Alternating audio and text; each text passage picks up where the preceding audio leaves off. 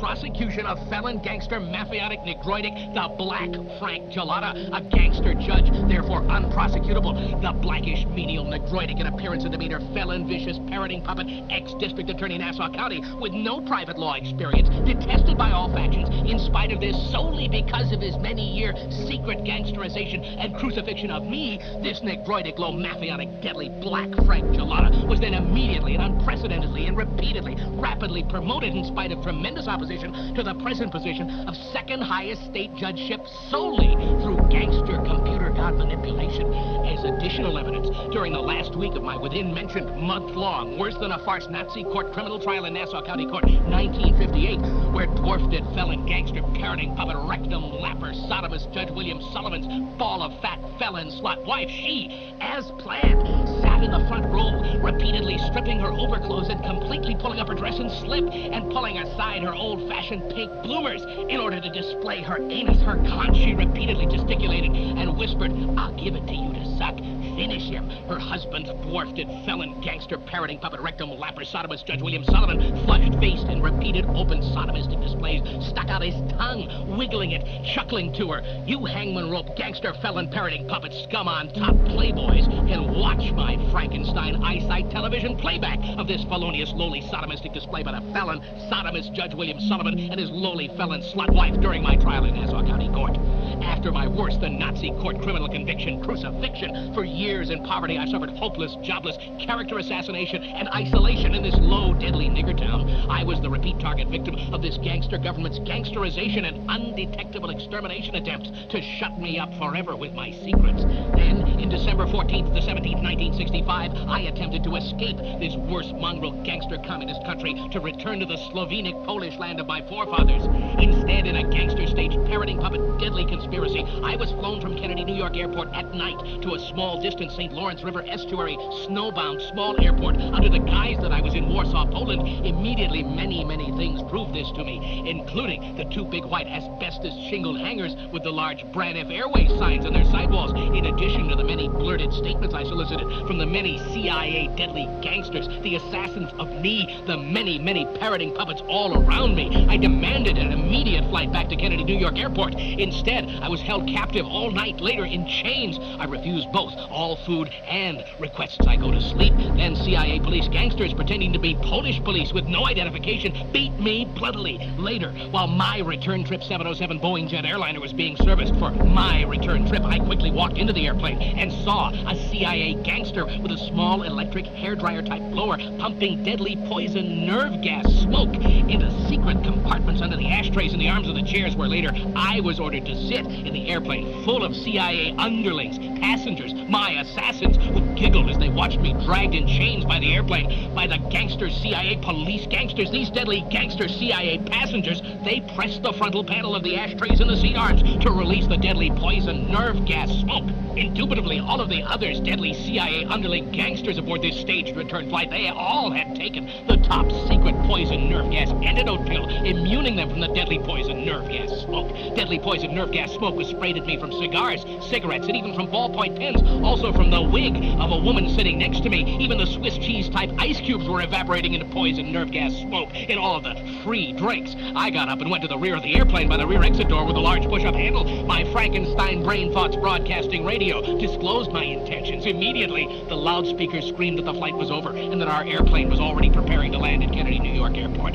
You hangman rope sneak gangster playboy scum on top know these facts are true, not only from taking part in such undetectable exterminations, but also you chicanerous, demented, felon, parroting puppet gangsters can watch my Frankenstein eyesight television playback of all these horrible, terrifying, deadly events. When I returned home, Joseph I. Deck, my only brother and deadly felon, murderer, and assassin spy agent against me for this gangster government, he beat me repeatedly, cursing me that I was not exterminated by all of the poison nerve gas smoke, and that I did the impossible in that I kept awake for 3 days and refused all food in order to prevent my sneak extermination. In accordance with the completely gangster computer god concocted and manipulated statutory laws, one of your gangster court's requisite duties is to automatically rehear my said appeal case, because it has been brought to your attention, you hangman rope gangsters, that my entire life was destroyed by you co-conspirators through the gangster government perjured and fabricated criminal conviction of me in order to fulfill the demands of your communist god, the worldwide mad deadly gangster computer god. You deadly parroting puppet felon gangsters already know that I have been and am an innocent primary victim and target for destruction and extermination because I am a menace to your gangster computer god, and that I am worse than defenseless without the gangster protection and control of the gangster Frankenstein earphone radio. I stand alone against you demented, deadly gangster parroting puppets, namely this worst gangster communist computer god-controlled gangster government. Before I'm exterminated by you hangman rope underlings, I demand a reply. October 21st, 1976. Francis E. Deck, Esquire.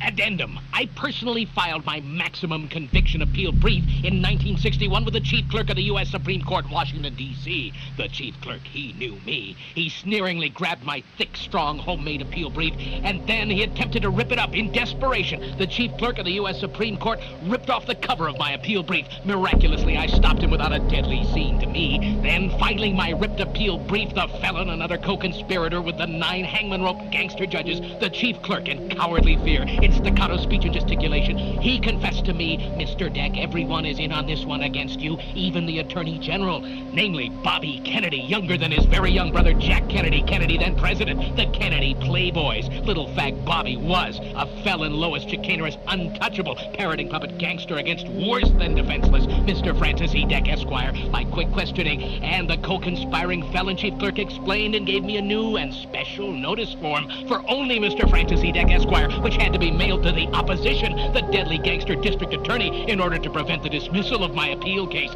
Leaving quickly, I noticed in the room and hall several approaching uniformed and plainclothes beweaponed police. Later, Joseph I. Deck, my only brother, deadly villain, murderer, and secret assassin spy agent against me for this gangster government, cursed me, stating that I tricked the chief clerk of the U.S. Supreme Court and that I got out of that death trap fast.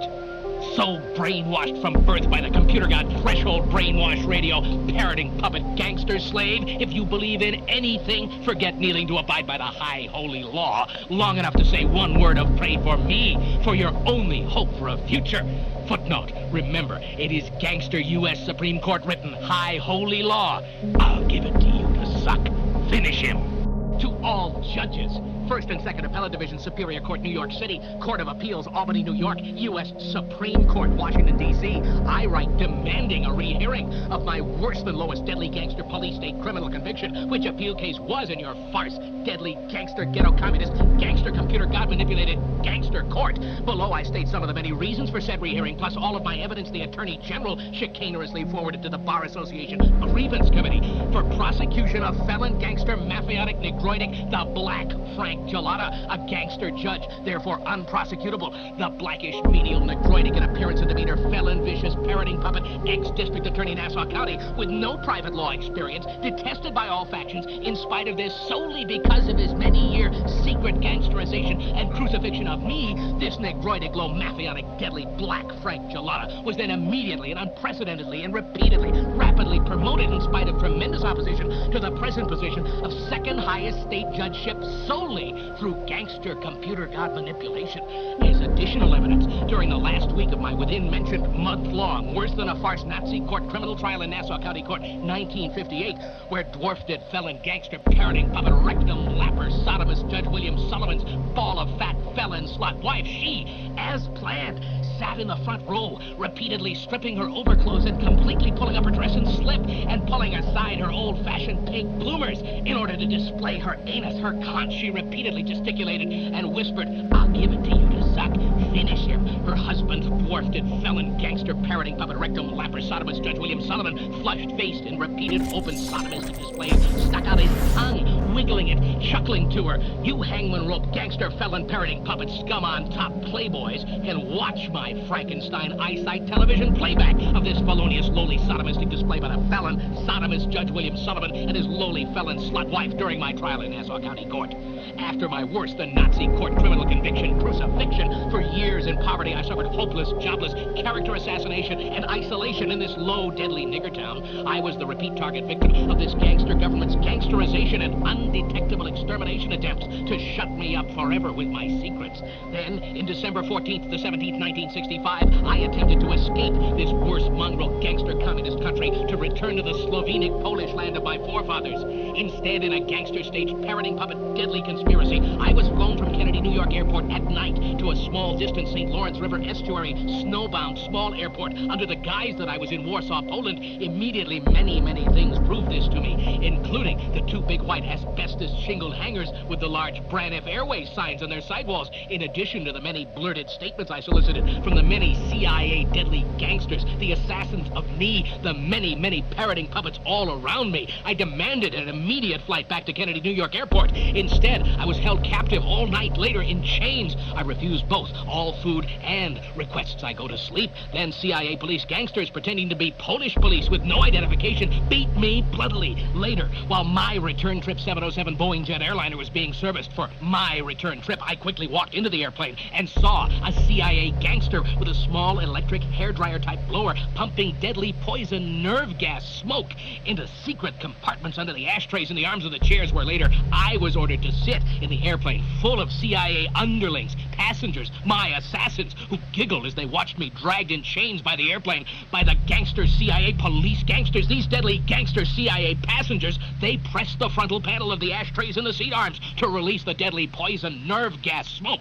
Indubitably, all of the others deadly CIA underling gangsters aboard this staged return flight, they all had taken the top secret poison nerve gas antidote pill, immuning them from the deadly poison nerve gas smoke. Deadly poison nerve gas smoke was sprayed at me from cigars, cigarettes, and even from ballpoint pens, also from the wig of a woman sitting next to me. Even the Swiss cheese type ice cubes were evaporating into poison nerve gas smoke in all of the free drinks. I got up and went to the rear of the airplane by the rear exit door with a large push-up handle. My Frankenstein brain thoughts broadcasting radio disclosed my intentions. Immediately, the loudspeakers screamed that the flight was over and that our airplane was already preparing to land at Kennedy, New York Airport.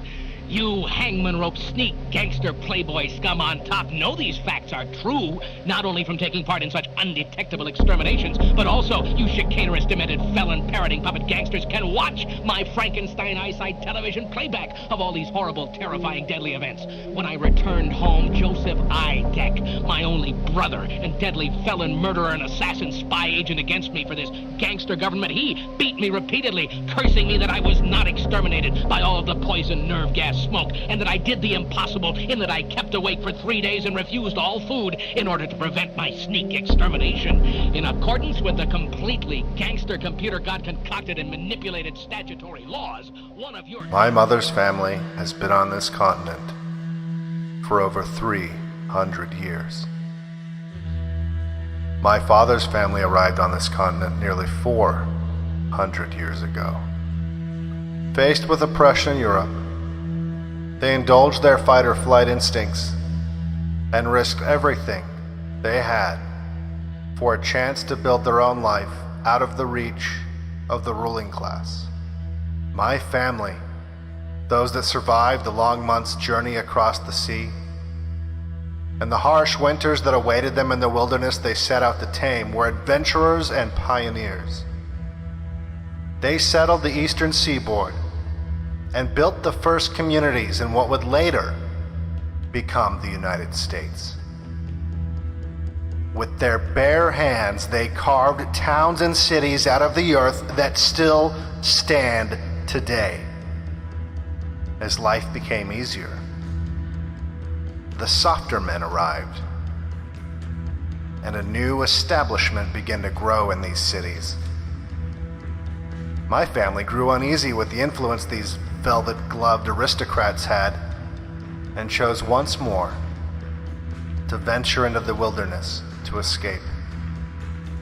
Again, they traveled west, sometimes on foot, for hundreds of miles through dangerous, uncharted lands that claimed the lives of many of them. When I was a boy, my grandfather shared with me the journal of his great-great-grandfather, who was one of these men, a pioneer that had led settlers across the North American continent. It was startling to read how frequently and easily he recorded the death of a family member, including his own children. Lost to disease or the elements or some combination of the two. Death was the price of freedom for many of these ancestors of mine, and they paid it without hesitation. When I was young, I had the opportunity to visit the remains of a cabin that my great-great-grandfather had built with his own hands. The same harsh climate that had claimed the lives of 3 of his children had reduced the cabin to its foundation over the years, but I was still able to walk on the same dirt floor where my great-grandfather played as a child and look at the same forests and mountain ranges he saw every morning as he started his day in the land that his father had tamed. Land that my family has fought in war after war to defend. Land that they settled from coast to coast, east to west. And now here I stand, a descendant of these men. A man whose family predates this nation by over a century. I'm told that all of this means nothing. That we are just a nation of immigrants. I am told by the families and the descendants of families who came to this continent not to risk their lives and their wealth, but to collect the treasure and wealth that my family cultivated and provided. Families that rode gently down the river of my family's blood, that I am an immigrant, no different than they are. And to add insult to injury, no different than those who today violate the laws of my ancestors and the borders they fought and died to define, borders they hoped would protect their descendants. And as they seek to distort the history of my people, as they blame my family for slavery, a practice none of my ancestors participated in, and if they did, it was they who were the indentured servants, not the masters. As I see these carpetbaggers and these locusts come to harvest the fields my family plowed for centuries, I feel, because it has been bred in my bones, the need to once again venture out into the wilderness to escape the leeches. But there's nowhere to go. We can no longer flee to the west. We cannot act as our ancestors did by abandoning the cities we built to the parasites who have arrived, fleeing our communities and harm to escape imminent danger when the chances for survival begin to drop dangerously near zero. There is nowhere to go this time. And that anxiety you feel building up inside is the wild animal that drove your ancestors into the wilderness, slowly coming to the realization that it has become cornered.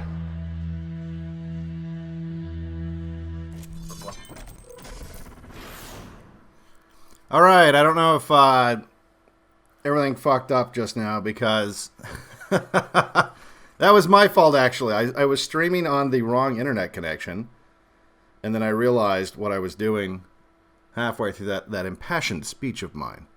And I switched connections, which it says it's connected now, but I believe it probably ate shit. So I'm going to tell chat real quick. Or ask them, rather. Actually, if you guys can hear me, how about that? That's probably a better indication, if you guys can hear me.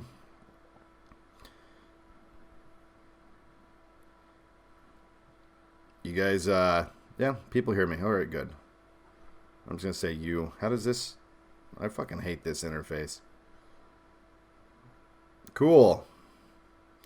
All right, well, actually, in a way I hate the interface, but I also like the interface. The app seems like it works better, so that's kind of good. Okay.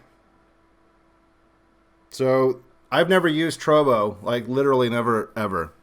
Today, I did wander into someone's stream that I just saw on Twitter, and just played around a little tiny bit, but I was going to use DLive tonight, and then I thought to myself, why? Why? Why would I do that? Even if on Trovo, I don't even understand the monetization. I don't even know if there is monetization. Like, why would I even want to help their popularity on that site? You know, they've showed their cards. They've and look, Trovo is probably going to go the same way eventually, right? Because it all comes down to, it doesn't matter. It doesn't matter if Trovo wants free speech on their platform. It doesn't matter. What matters is if Google or Apple is willing to allow them to have free speech on their platform. And so it's kind of like, well, we're probably going to have to end up going somewhere else. And that goes for Telegram as well. Because we have tech monopolies that control all apps. All apps. They control the entire internet. There's 2 of them. They're joined at the hip. And Trump did nothing about it. Trump did nothing about it when he had a chance. He did nothing about it when he had the House and the Senate for 2 years. And quite frankly, they didn't even try to do anything about it, ever. You know, at the very, very end, he tried to do some weird Section 230 thing, from which I understand really wouldn't have affected something like this. And it didn't happen anyway, right? So, I mean, look, Trump was the king of caves. He talked a big game. Trump did exactly what every boss will tell you to never do. And that is overpromise, underdeliver. Every boss will tell you, or at least maybe they don't, but they should tell you right when you come into the job for the first time, like, look, it's better for me to know what you're really going to be able to pull off here, okay? And if you're not up to it, it's better for me and for you and for everybody if you just tell me, like, look, I'm going to be late. I'm going to be late with this project. Because half the time, that's fine. That's okay. I just need to know. And with Trump would talk an enormous game. An enormous game. Oh, the wall just got 2 feet taller. We have a huge wall. And Mexico's going to pay for it. I'm gonna instruct my Department of Justice to look into your little situation that you've got with your foundation there, Hillary. Because you'd be in jail. WikiLeaks. I love WikiLeaks. I'm going to get rid of birthright citizenship. It's going to happen. Oh, it'll happen. It's already being worked on. My people are already working on it.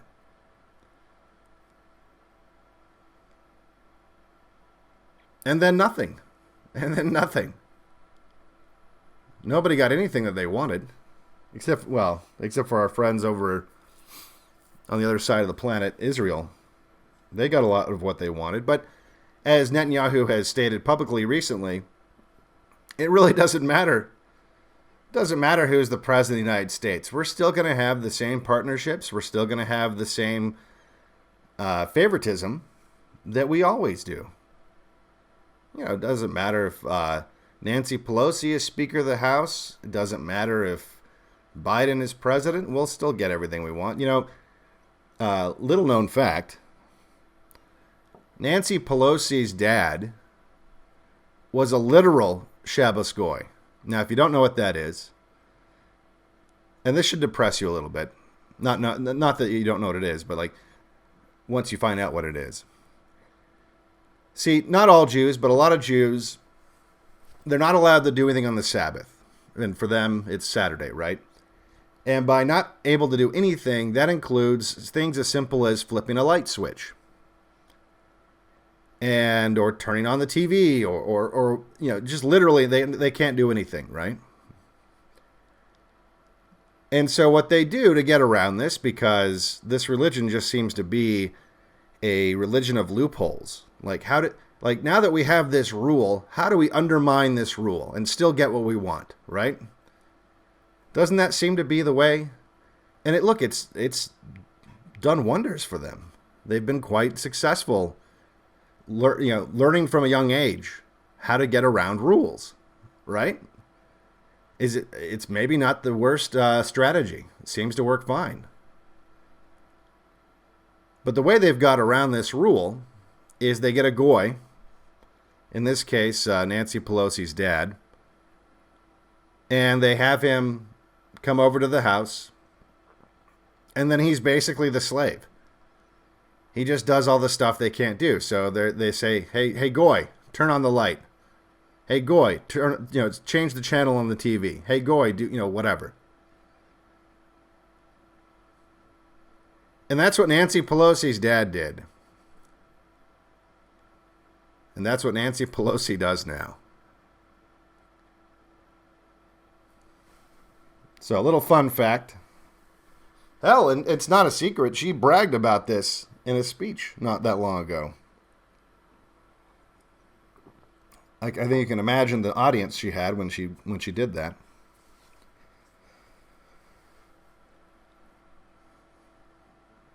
So here we are. Here we are on yet another platform. I saw someone in chat say something that we're going to get expelled from 109 platforms by the time this is done. Yes, and then we'll have the MAGA cost. There will be the MAGA cost. Someone mentioned entropy. Yeah, that's probably something I'm going to look into. There's some other stuff happening in the background that people are working on that I think will be helpful too. We'll see how that works out. But, we have to be nimble. We have to move around from platform to platform. Like thieves in the night. But we'll make it work. We'll make it work. It's funny. One of the things that we were talking about to get around this stuff is ham radio. And I've said, like, look, ham radio as a platform for doing streams is probably not as practical. It is practical. I mean, you could do it. There's some drawbacks, some very significant drawbacks. One of which is, actually, here's the funny thing. It's not that you would need everyone listening to have a radio. You wouldn't, because you could just tell people to tune into the web SDRs that are available all over the country, and they could listen online. So it'd be getting streamed online through a radio somewhere, and you could listen in. I think, though, with the amount of people that we usually have on these things, it would probably crash the web SDR. But I don't know I don't know what they can handle. But that would be kind of funny, and maybe even one of you guys could set one up. But that'd be kind of hilarious if the way we had to stream was through radio to a web SDR somewhere. Man. But anyway, it's not the most practical solution, right? Like, more so, it's practical if they shut the internet off and we don't know what the fuck's going on. Or or even just like in regular times, an emergency like a flood or an earthquake and stuff like that. It's just good. It's good to have. But all the same, apparently, we've made some Redditors nervous, some ham radio Redditors nervous. Someone sent me a screenshot. I don't have it. I wish I did. Of the ham radio subreddit freaking out. Like, I've heard that the insurrectionists are going to start using ham radio. The insurrectionists, they're going to start using ham radio, and they're going to ruin it for us. And what is that? What are they? You know what? Here's the funny thing. What are they really thinking? I'll tell you what they're really thinking. Because they should be excited there would be more people on the radio, even if it's people they don't like. Because sometimes it's kind of like a ghost town. What they're really thinking is the government, the FCC, will confiscate the bands. Because they're being used by... In other words, they think they're going to get deplatformed by the FCC. Because we're on there. Well, I guess maybe you should have spoke up when we were getting kicked off of the other platforms, huh? Oh no! Oh no! We're endangering your precious ham bands. And look, that's not totally crazy to think that they might try to do that if it were to come to that. Especially because I suspect the environment would be particularly hostile if that's where we're at. If we're at the point where we're using ham radio to stream, that means things are pretty bad. Things are pretty bad. It's kind of funny. You look into Bill Cooper. A lot of people know who Bill Cooper is. Bill Cooper was a I don't know what you'd call him. I guess he was like a streamer before streaming. And the way that he got his message out was pretty crazy. It was pretty, it's amazing that he became as popular as he was doing what he did. Because he faced the same problem. You know, he couldn't, like, in fact, he did work for a local radio station at one point, but he couldn't talk about the things that he wanted to talk about and not be deplatformed from a radio station. So what Bill Cooper ended up doing was he set up, locally, he lived in this small town in Arizona, and he had a house kind of on this little hill that overlooked the valley, and he pored over the FCC regulations and discovered that, technically speaking, if you looked at the way that the law was written, you could broadcast on FM without a license, so long as you weren't interfering with licensed broadcasters, so much as you weren't engaging in commerce, and most importantly, you weren't engaging in interstate commerce, which meant that if your radio signal, if you were broadcasting in Arizona, if you could hear it in another state, you were now suddenly engaging in interstate commerce, and now the federal government could move to shut you down. So he had a really small, underpowered radio station that it just covered the valley. I've talked about the difference between FM and AM, UHF, and all that stuff. FM doesn't travel very far. So he broadcast in FM to this really tiny community in Arizona, which apparently had like a lot of militia types in it and stuff like that. So locally, he actually had a fairly decent-sized audience, you know, given the population out there.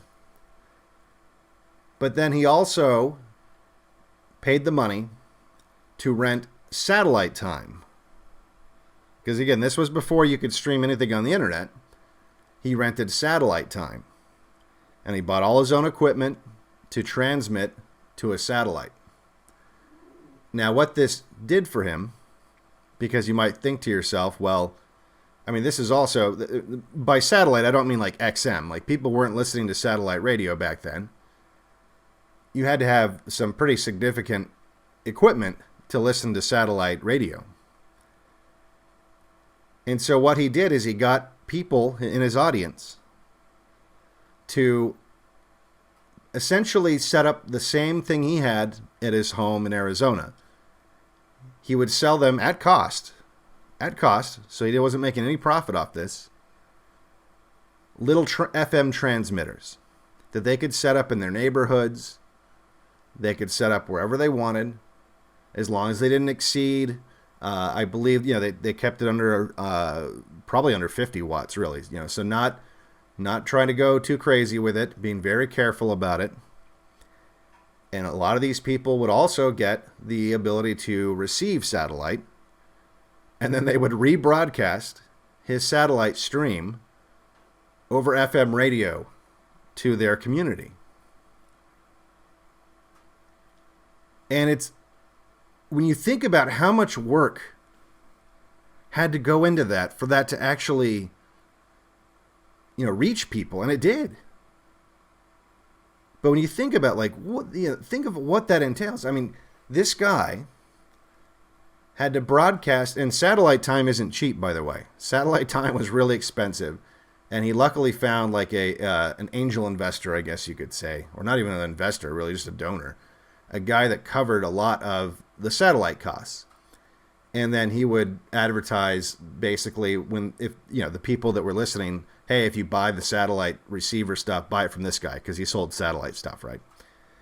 But the guy did not make, the guy doing this for Bill Cooper wasn't making any money. In fact, he was losing lots of money because, again, satellite time was really expensive. So you had to have a Bill Cooper coordinating all this stuff. You had to have that guy helping out with the satellite time. And then you had to have just these patriots across the country who had to learn about, like, you know, like I'd have to go learn about this stuff. I wouldn't know how to set up a satellite dish and receive radio stuff. I mean, I could handle the FM part of it, but most people at the time, especially, you couldn't just Google it and try to figure this stuff out. And so he would also do seminars. In fact, one of them, it's really, I suggest you check it out. It's really long, and he actually gets into this part of it. You can probably fast forward it, but I believe he's in Phoenix. But he would do these seminars that were like all day long. And some of it's stuff, it's stuff that he's not, like his JFK theories are totally wrong. But it's worth listening to. Like there's one that I think it's like 8 hours long. And it might be in 2 parts or something, but it's really, really long. I've listened to it. It's really, really long. And I'd say about 60% of it's worth it, But it's just amazing to think of what people were willing to do to get the word out. And then on top of that, of course, he had like a newsletter where he would type it up, and he got a Xerox machine, again, back when they were pretty expensive. And he would type up, a newsletter on his, at that point he might have had a computer, I don't know. And then he would Xerox a bunch of copies and, staple them together and pop them in the mail. And that's how we had to operate for a long time. When I was saying that yesterday that the system is responding in panic because this is the first time ever that this mass communications control device, or whatever you want to call it, this tool that they've had to control the minds of people all over the world and get them uniformly on board with a single narrative. This is the first time that it's backfired. I wasn't joking. Like before, not that long ago, this really wasn't that long ago. I mean, it was kind of a long time. It was like the 90s, right? And then early 2000s.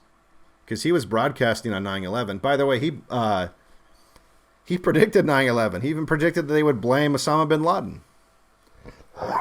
Excuse me. He predicted that they would blame Osama bin Laden, they'd have some big attack, and then they'd use that to put us in a war. And then literally a few months later, that's exactly what happened. And then they killed him.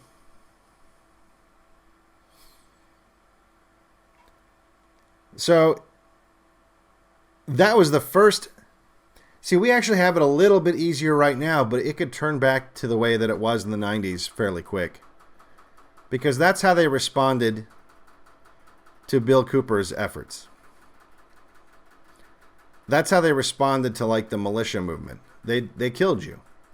The Ruby Ridge, the Waco stuff. They just killed you. Now, something that's made it a little bit easier is this communications apparatus, device. Well, I don't know what the right word. I don't know what the word I'm trying to think of is. But this ability that we now have. I mean, look. Imagine if, and look, I think they did do a video and send it out at some point. But like, imagine if, unfiltered. Not going through the CNN filter. Imagine if the Branch Davidians had been able to stream live from their compound and be like, look, they fucking shot this kid in the head. They shot this kid in the head that it was just like minding his own business. That look what they're doing to us. But no, it was CNN going through the filter of CNN. CNN wasn't going to show the pictures of the ATF agents posing for photos over the smoldering corpses of children.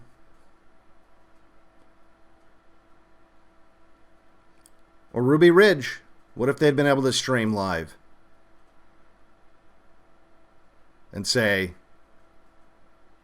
the feds just shot my wife. Just a sniper just shot her right in the head.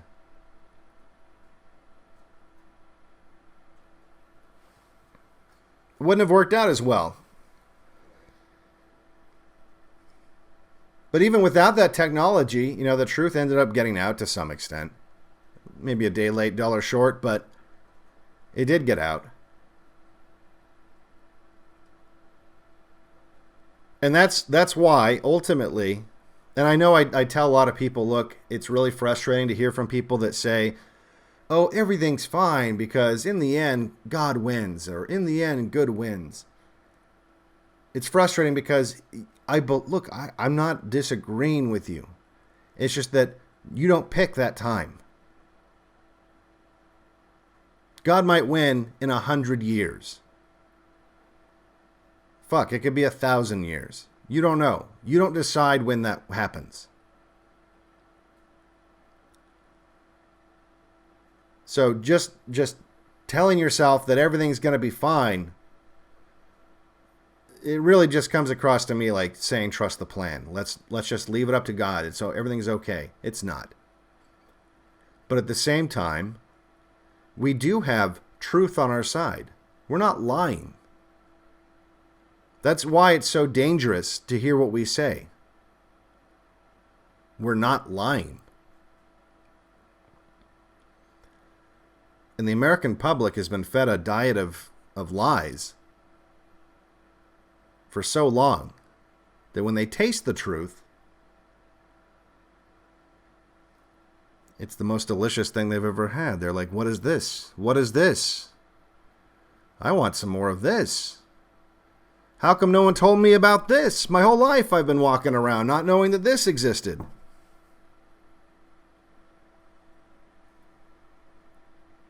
And they can't compete with that. Some lies taste better than the truth, obviously. You know, QAnon is a perfect example. I mean, even today, even after Sidney Powell, of all people, and I don't know why this hasn't had a larger effect on the Q people, because they love Sidney Powell, right? And I'm going to read a quote from her. This is from her Telegram, because she's been knocked off of every platform too. So this is from Sidney Powell. All indications are that despite the overwhelming evidence of massive fraud and more evidence available inside the government and other legal options available, the president is taking no action to protect the republic.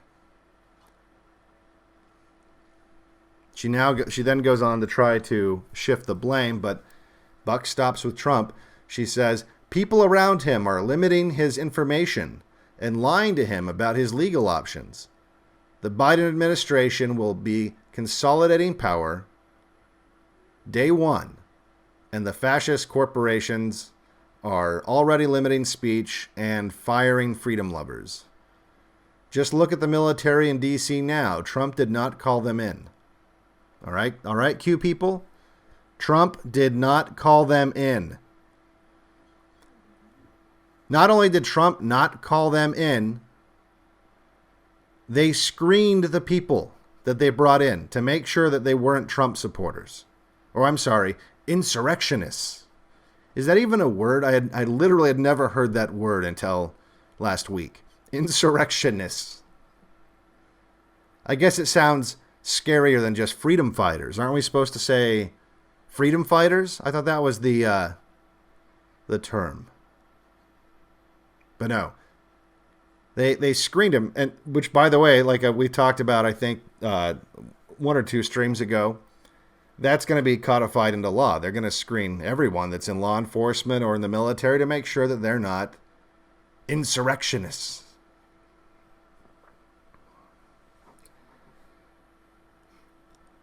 Imagine the long-term consequences of that. I mean, fuck, they're already kneeling to Black Lives Matter now, and that's without this law to filter out the good ones. But no, Trump did not call them in. She continues, and all that for a virtual inauguration that no one will attend. It's all about power and global communist money. You can see and smell the corruption in D.C. It's gone from a swamp to a pure cesspool. There were and have been a lot of people illegally elected, or more people illegally elected than just Biden and Harris. And look, I believe that. Excuse me, I should start muting myself. It's just so, it's like a weird, like I'm sleeping so sporadically that I feel like I just got up all the time. Because in a lot of ways I have. Speaking of which, after the 20th, because I told you guys I would stream every night until the 20th. After the 20th, I got to figure out a schedule. It might not be every night, but it will be a regular schedule, and I'll try to stick to it as much as possible. And I'm going to look at other internet options, because that's the reason it's so late. It's not because I love being up this late. It's because this is when my internet works, and it used to work all the time. I don't know what changed. So I have to look into maybe something that's going to work. It might be a little expensive, though, so that's why I've kind of been dragging my feet on that. So yeah, that's where we're at. In terms of how much time we have left in the Trump presidency, I have a countdown here. I might have closed it. Did I close it? No, I did not close it. Let's take a look. In the Trump presidency, we have 3 days, 8 hours, 21 minutes, and 40 seconds. 3 days, 8 hours, and 21 minutes before Biden is inaugurated. And I don't know if you guys have seen this video of him. I mean, the guy looks like he's barely able to function. I used to think that he'd be president for a few months at least before they brought in Kamala. But now I'm not even so sure he's going to make it. I don't know that he's going to be able to be president longer than maybe a couple weeks. I think they're happy they just got him through the debates. And if they can get him through I mean, they're probably nervous about it, even getting him to, like, they canceled the rehearsal. They're probably nervous about him being able to recite the oath of office.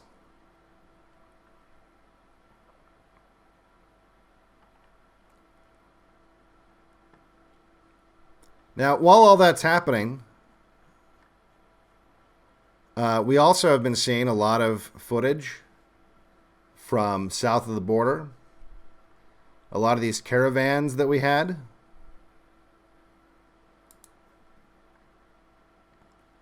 going to bring up some of these videos here now. Hopefully this doesn't, I'm going to have to download it. Hopefully it doesn't destroy my connection. Or actually, you know, I might have some locally. Let me take a look here. I should have some of this local.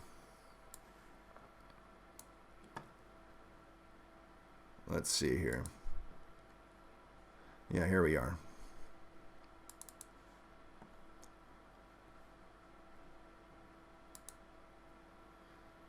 So, south of the border, we have more and more of these caravans coming through. Biden has already said that he's going to make a pathway to citizenship for the quote-unquote 11 million illegals that are already here. Now, first of all, that's a lie. They've been saying 11 million for like 20 years. It's a lot more than 11 million. And in this plan that Biden supposedly is going to put through, we'll see when it happens. If it happens, it'll probably happen. There's not going to be included any, you know, because at this point they don't care, right? So they're not including any, like, they're not even going to pretend. Usually when they do this stuff, they're like, oh no, it's cool. We're going to legalize some of these people now, right? We're going to legalize them now, but it's okay because we're going to increase border security. You know, we'll throw some more money at ICE and you know, do some other symbolic gestures that make you think that maybe, just maybe, you know, we won't have to do this again. This is the last time, guys. This is the last time. And then, so just let us, you know, we have the problem. We have to fix it. So just let us legalize these people who are already here. I mean, they're good people. They're working. They have jobs. They're doing the jobs Americans won't do. You know, we can't just, I mean, that's cruel. We can't just tell them to leave. Even Trump said these things. But don't worry. I know it, you know, it hurts now, but, you know, we'll just take this one on the chin, and then we'll strengthen the border, and then we won't have this problem ever again. Which is exactly what Reagan said when he did amnesty in the 80s and totally fucked over California for eternity.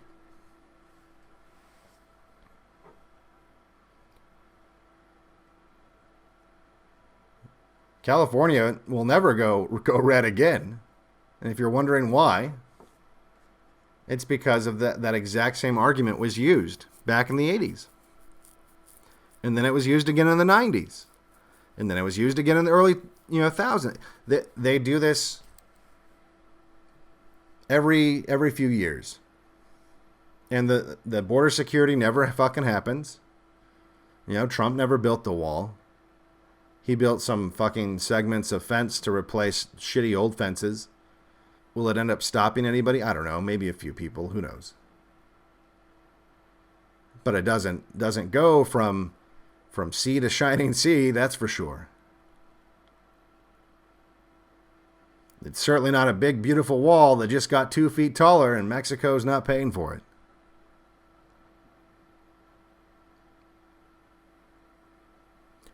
So the Biden administration, they're not even going to pretend. They're not even going to say, "Oh, don't worry, guys.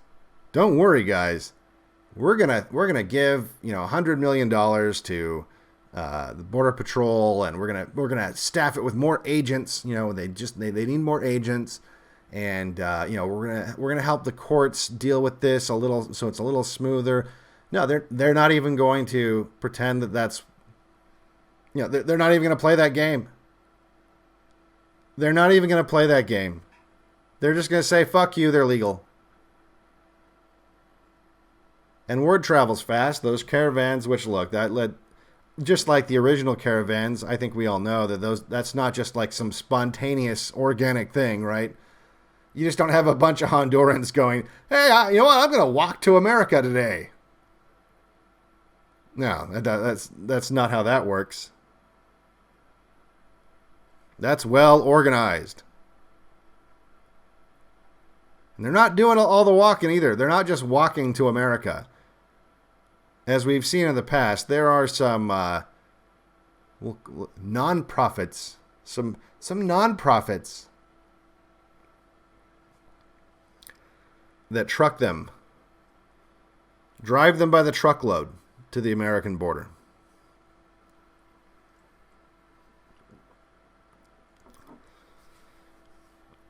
So you get that coupled with the H-1B1 visa mess, with the low white birth rate, with the and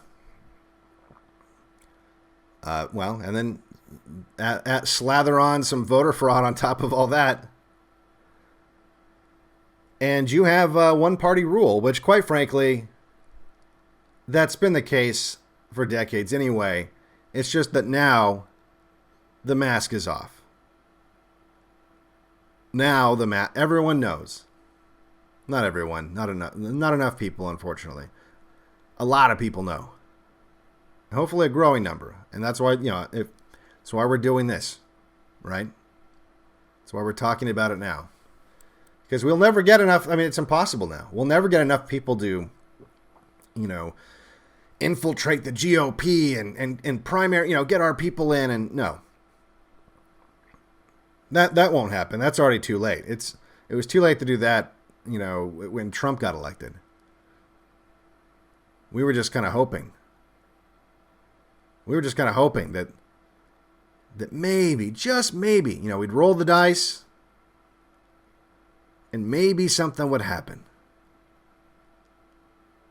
And it didn't work. It didn't work out. It's okay. It was a long shot anyway.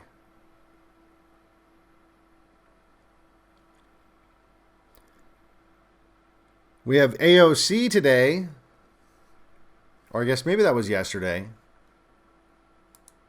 Talk about how she wants to. Let me take a look. Maybe that was yesterday. I guess it was yesterday. And we already talked about it. But basically, yeah. We have AOC and others that are going to keep pushing the... they're not going to be called re-education camps. But, you know, they're going to have to do it because these Trump supporters, they're just out of control. They're out of control. You want to see how out of control these people are? I mean, ooh, you know, you got to hear, there's a harrowing story that you have to hear, because I don't think you fully understand how terrible it was for these people, these Capitol policemen. I mean, they barely got out of there alive. They barely escaped with their lives. So I'm going to play, there's a hero. And don't let anyone tell you that he's anything but there's a hero that wants to tell his story.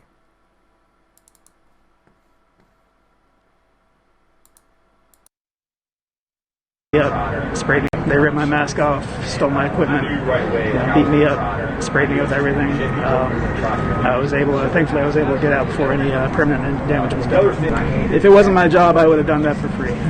You know, it was absolutely my pleasure to crush a white nationalist insurrection, and I'm glad I was in a position to be able to help. So we'll do it as many times as it takes. I'm glad I was in a position to be a nationalist insurrection, crush a white nationalist insurrection,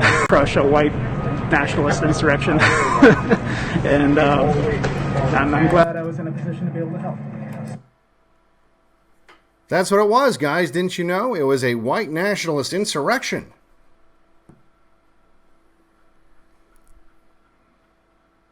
It was a white nationalist insurrection, don't you know? You know, when white nationalists are trying to overthrow the government,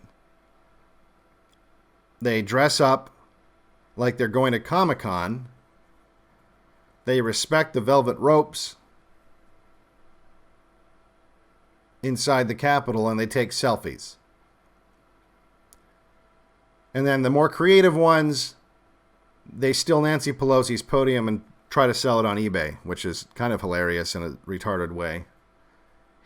You guys know that? He tried to sell it on eBay, and I think it was up to like $90,000.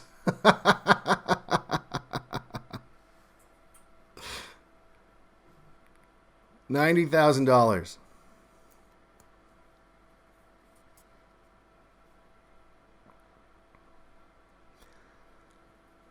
But that's how they're going to frame it. And if anything happens, this week or in the next few days, or even really ever, it'll be another white nationalist insurrection, and that'll justify all of this red flagging that they're going to have to do. It'll justify the re-education camps that they want to put together.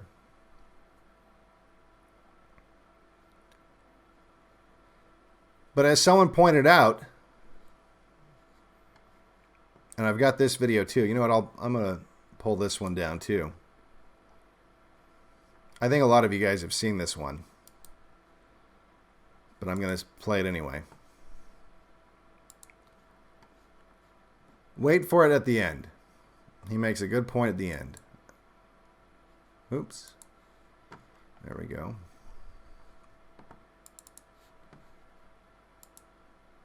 What's up, guys? New update. Friday, 0630, Washington, D.C. And it ain't the police doing the checkpoints no more. It's full out military. Holy shit. I want to show y'all something. See this? See this military right here. All armed. I'm about to show you something very scary. These are big checkpoint gates. I'm going to show you something. This shit is fucking crazy. This isn't Metro PD. This isn't the Secret Service or the Park Police. These are Humvees with M60s and saws. and M4s, and they're all loaded. And that don't look like riot control to me, but check this out. Look at these barricades with these personnel tunnels and shit to go through. I'll give y'all another update in a minute. I'm walking up to my job site now, so I gotta check in. But the U.S. look at this. This thing pops up so cars can't drive through it. This is what our intersections look like now. If you need all this to protect your inauguration from the people, maybe the fucking people didn't fucking elect you. This is what our intersections look like now. If you need all this to protect your inauguration from the people, maybe the fucking people didn't fucking elect you. If you need all this to protect your inauguration from the people, maybe the fucking people didn't fucking elect you. He makes a good point.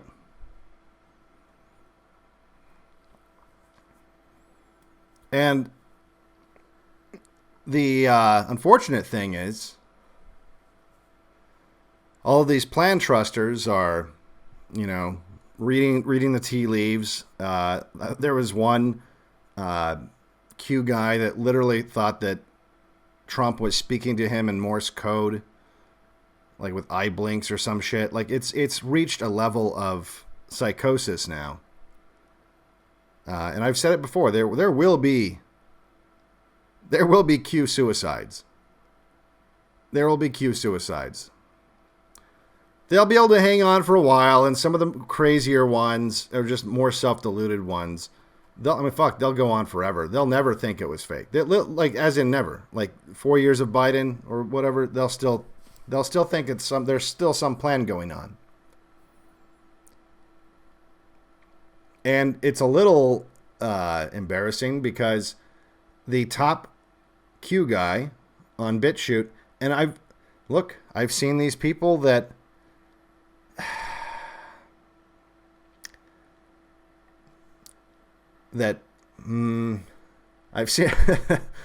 I've seen some people that promote this Q crap who name this guy as a reliable source as if it's not public knowledge that the guy says he has an alien wife and an alien hybrid child and that he gets abducted by aliens on a regular basis. And not to mention the fact that he's a elected official in the Labor Party.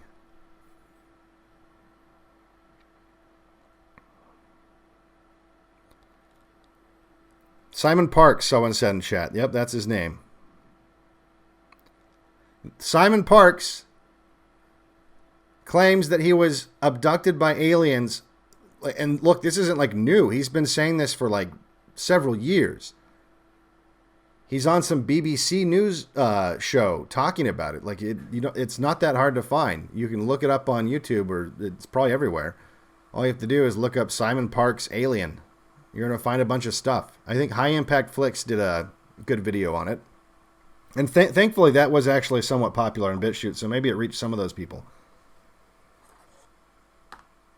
But that's the state that we're in. And I was thinking about it, and would you expect anything more from boomers? Isn't that precisely why we're in this mess in the first place? Because they've been in denial about everything negative their entire lives? Why would it change now?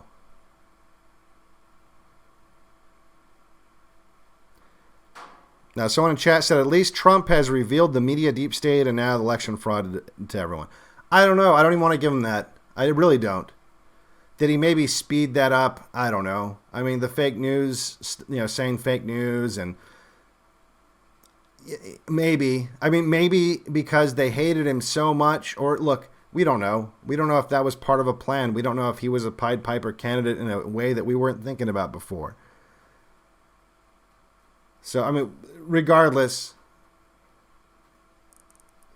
whether he did that or it was going to happen anyway, I guess it's good. I guess post-Trump presidency, you're right. People don't believe the media anymore.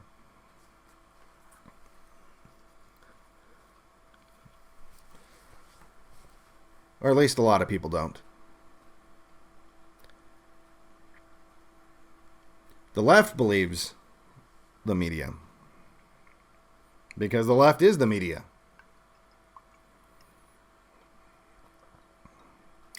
Someone in chat says, seems like old guards are gatekeeping on the internet stronger than they were before him. Less good alternative sources all the time.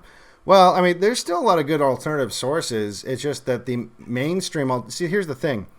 You got to understand that the bigger money, quote-unquote, alternative sources, they were just lower budget mouthpieces for rich people.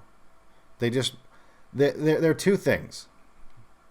One, they're still... If they have high production value, big money, studios and all this other stuff, someone's paying for all that, right?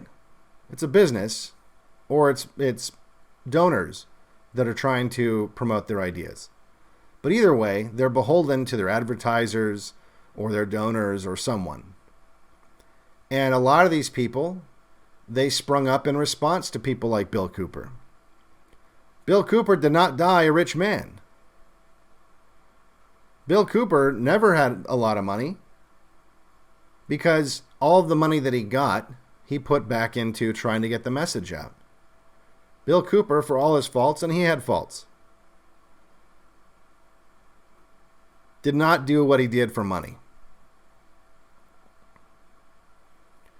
And that is the difference. Once you're doing it for money, you can't really even be trusted at that point, because your motivation is no longer the truth. Your motivation is money. And so when you make decisions, it's going to be to maximize money, not maximize truth-telling. And you might fool yourself into thinking, well, with this money, think of how much truth I could tell. But that's bullshit. That's bullshit. Now you're thinking like a politician. Well, I'm not going to do what my constituents want, but by making this sacrifice now, then I'll be able to, I'll have some political power later. And, it never happens. It never happens. Someone says Alex Jones is a CIA asset. Well, I'll tell you what. I wouldn't go that far, but I will say this. I was thinking about how Steve Pachetnik was saying on his show the other day, and a lot of you guys probably saw this floating around, that if Trump did not, cross the Rubicon and do something crazy, amazing, jump out of a helicopter wearing a cape and tights and lightning shot out of his eyes and, vaporized Biden and, they crowned him king of the world, that if that didn't happen, then he would no longer go on Alex's show. But if it did happen, then, Alex would have to give him a job. And he made this big deal out of it. But he also said, well, like 20 years ago, Alex, I identified you as a way to get this coup to work. Like we've been working on this coup for a long time. I wrote the book. They show this book. And we identified you as the way to accomplish this coup.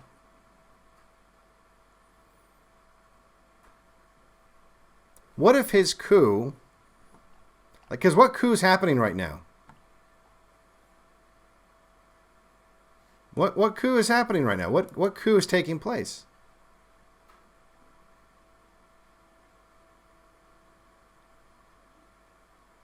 What coup is he talking about precisely?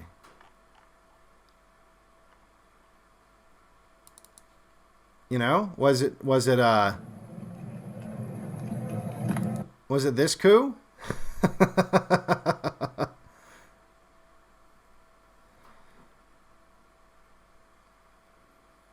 I mean, he might not be lying when he said that 20 years ago he identified Alex Jones as a vehicle to steer people into the hands of this coup. Hell, they might have even seen Trump as a necessary step for that, because he promoted Trump hard, right?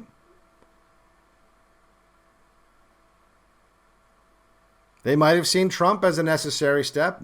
Witting or unwitting, we'll never know. We'll never know.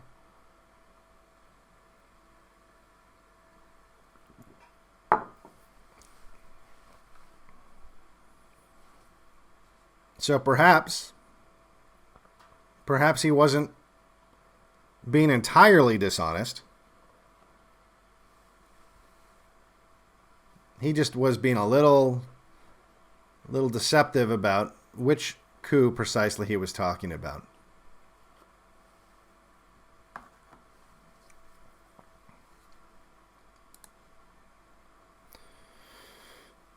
Steve Pachetnik is also a Jewish CIA agent. Makes you think. Yes, he is. Well, and he's got very strong ties to Mossad. The empire's collapsing. What we see is the effects. Well, right. I saw some quote today, and I was going to tweet it out, but then I wanted to read up on the guy who said it first, and I was not impressed with this guy. But they didn't change the truthness of the quote. I'm gonna probably have to paraphrase it because I don't remember it word for word. But or I might get it right. But it was the first casualty of war. The very first casualty of any war is truth. And what do we see happening right now? We see truth getting wiped out, obliterated. And so I think that you can conclude that there's something very likely to follow. 100 years doesn't count as an empire. Well, I mean, look, if you're saying the United States was not an empire for 100 years, you're right. But I don't know. I still feel like that a lot of things... Here's the thing is, technology speeds a lot of things up. And I think it also speeds up a lot of these cycles of history that we look at. Because it's not so much... I mean, think of just some of the normal cultural changes that have taken place in the last 100 years. That probably would have taken a lot longer to do. It would, I mean, if they didn't have mass communications, right? If you didn't have... Like, let's say just one of your goals is to normalize homosexuality throughout the entire country. It's a pretty big area. Or fuck, the entire world, right? You wanted butt sex in Botswana, right? Like, that's your goal. You want it so saturated that Botswana is getting on the butt sex train, right?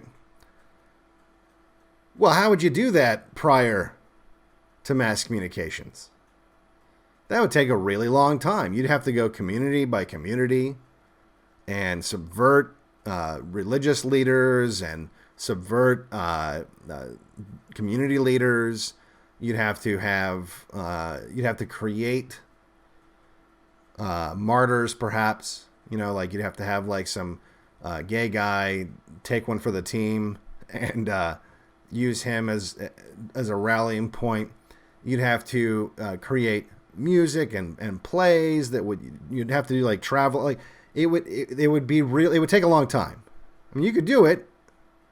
It would take a really long time, and it would take even longer because you can't just like with freedom, right? You can't just have freedom and then say, okay, we're good. You have to constantly fight for it. You have to always be fighting for it. The same thing on the left. They have to be constantly fighting for degeneracy and globalism. They can't let up. Have they ever let up? No, they've never let up. They never just say, okay, we finally got to this point, this checkpoint. Now we're going to save the game and relax for a while. No. No, they're playing all the way through. And so they'd have to maintain that in all these communities. It would just be impossible. Unless they had mass communications. And so as I was talking about earlier, that started with the printing press. I mean, not right away, but like that was the tipping point, right? Like that was the invention that did a lot of good, but did a lot of bad.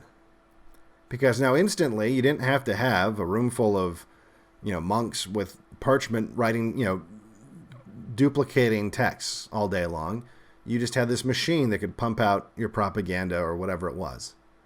And that took a long time before it really became something that a lot of people had access to. And even then, it was limited by the billionaires, or the equivalent of. And then after that, you had radio, same thing. You didn't have,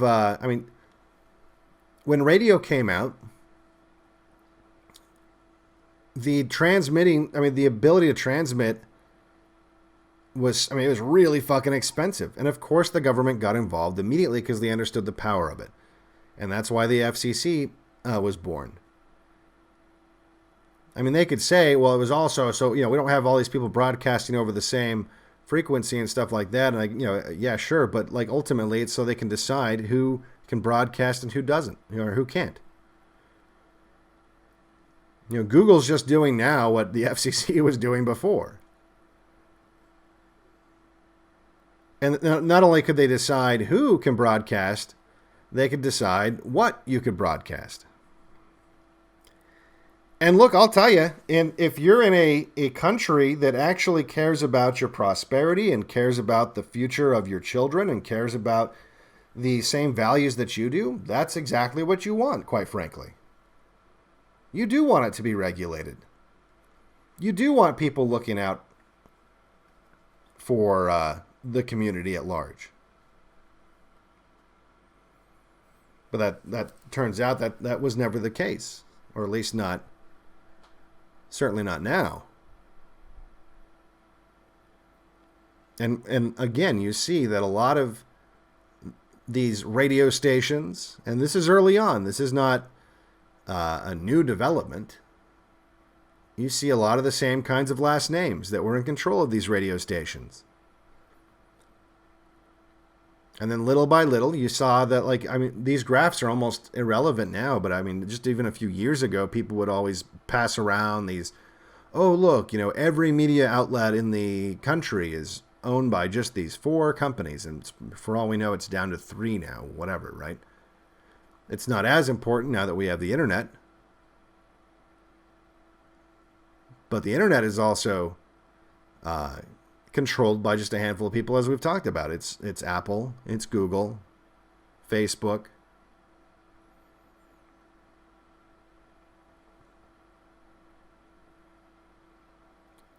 There's no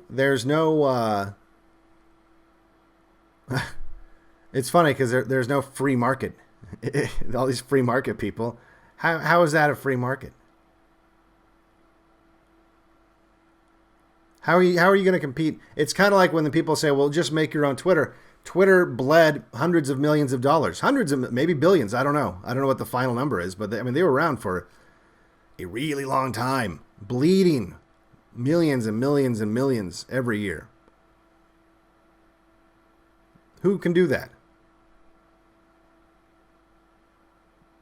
How much money did it take to get Facebook off the ground? How much money did it take to get Google off the ground? How much money did it cost to buy YouTube?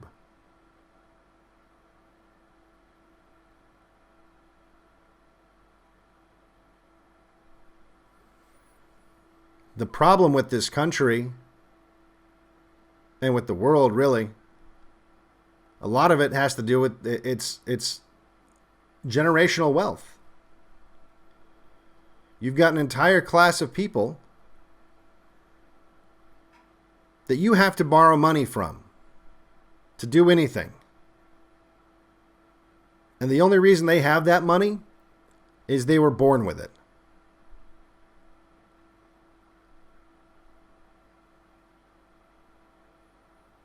And so if you want to create a company that's going to compete with some other billionaire's company, you have to get a billionaire to sign on.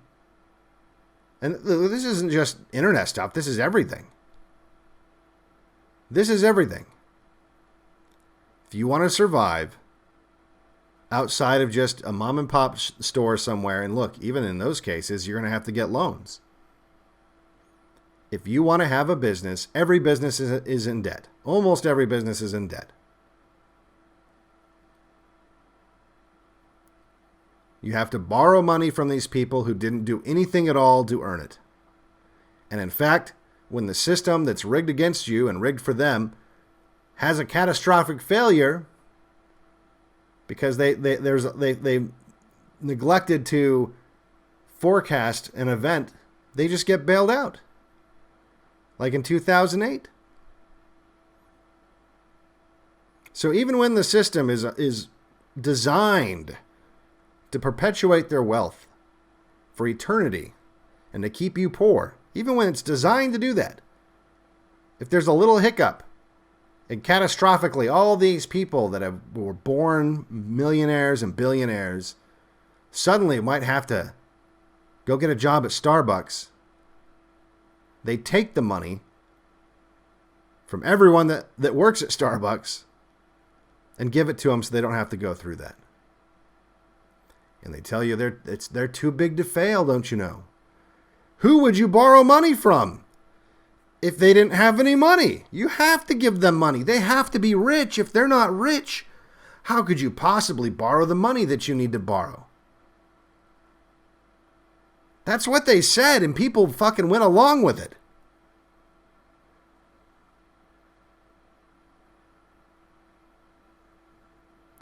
That's what they said. They didn't even lie about it. They said, if we don't take your money and then give it to these guys, how are you supposed to borrow money from them? Don't you understand how this works? You have to borrow money from them so that you pay interest to them forever. There's not going to be anyone that can charge you interest if we don't give them your money.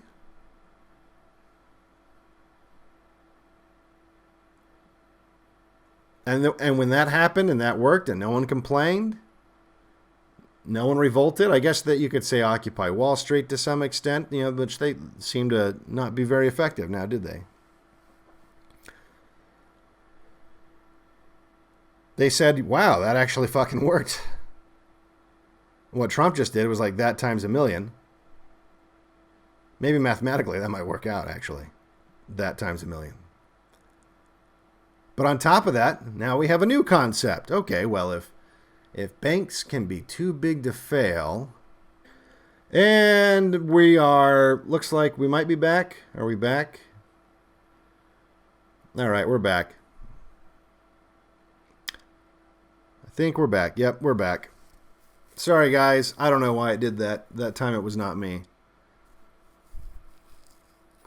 But what I was talking, and like a lot of this, I'm recording this, so even if they don't have replays, I'll probably upload this to BitChute. So what I was saying is, once they understood that the public wasn't going to revolt when they had too big to fail with the banks, because the banks, it's easier to have like these nameless, faceless people, right? You can always blame it on this entity, right? Like, so if you are angry, you're gonna level that anger against just like, Goldman Sachs or, whatever. There's just this big entity. It'll just be this boogeyman entity. But look, no one complained enough to really where it mattered at all. So they decided to just transfer that to people. And now we have too big to jail. Too big to jail. We can't possibly, even though we have John Brennan, or it's not John Brennan, what's the other guy? Clapper. We have James Clapper on video. On video. You can watch it right now. You can go to YouTube and find it. And on video, lying to Congress under oath, saying that, no, they're not spying on Americans. Under oath. Which is supposed to mean something. And he says, we're not spying on Americans. And then what do we find out? that they were spying on Americans. We find out that he lied on national television under oath. And what happens to him? Well, he's got a job, I think, at MSNBC or CNN or one of these, right? Turns out lying under oath to Congress, if you're too big to jail, not a big deal. Not a big deal.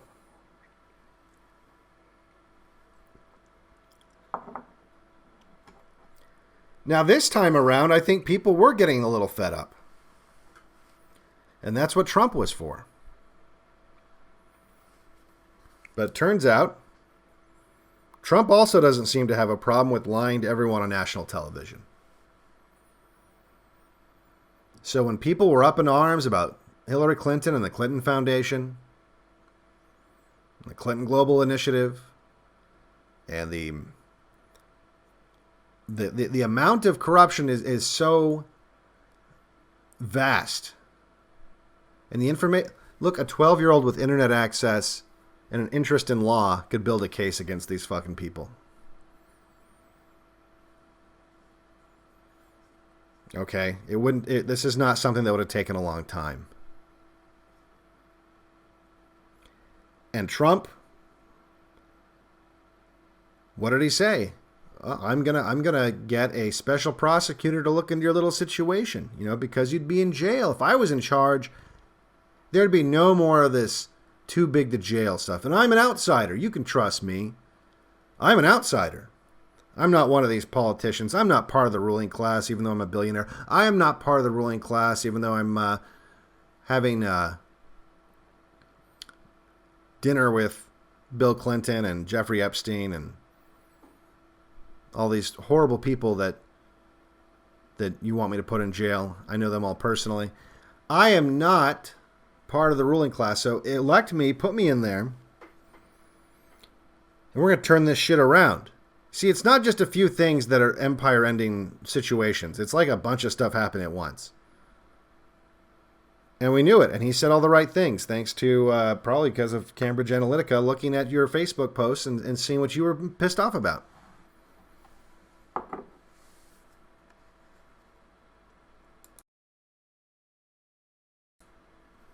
He might have known, look, here's this data I've got here. It turns out people are tired of too big to fail, too big to jail. They're tired of the immigration just being completely out of hand. They're tired of, the demographic change. They're tired of this shitting on the white American people. They're tired of this fake way in which politicians recite their lines on national television. I'm going to promise to address all of these things. And I'm going to be entertaining while doing it.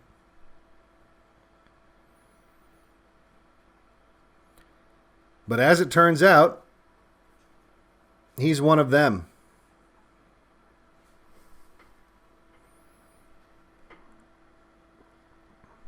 Someone says, Trovo sucks, won't run in the background on iOS.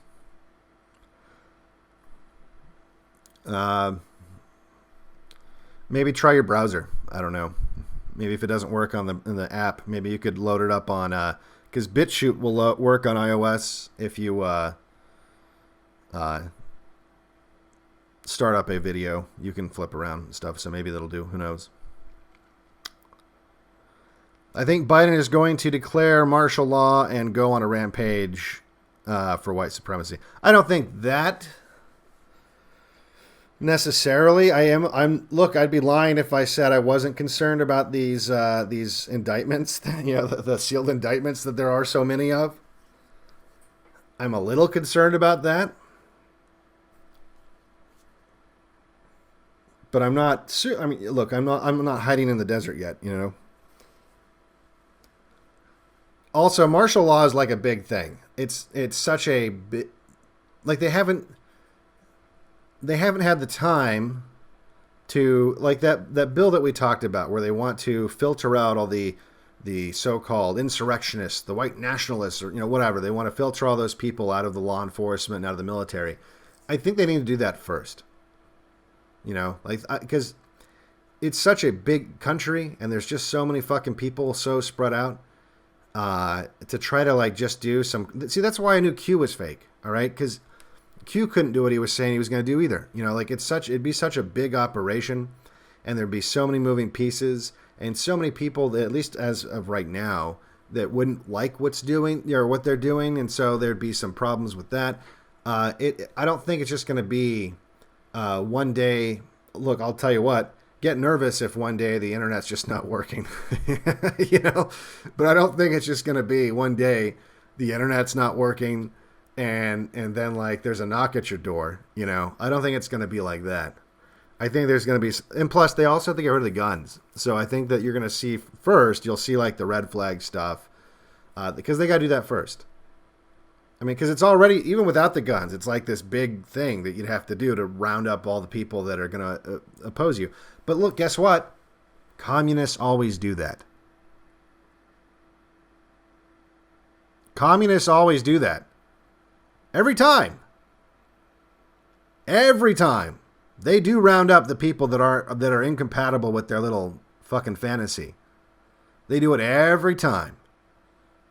And they kill a lot of people every time. So it's not crazy.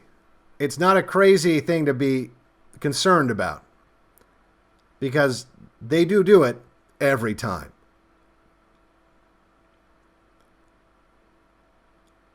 In fact, when you think about how to interact with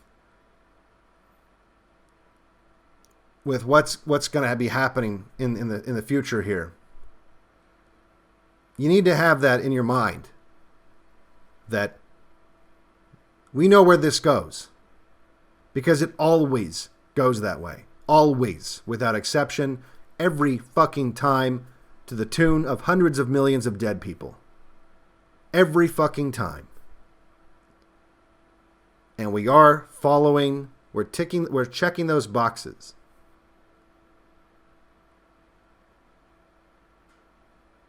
Every single time this happens.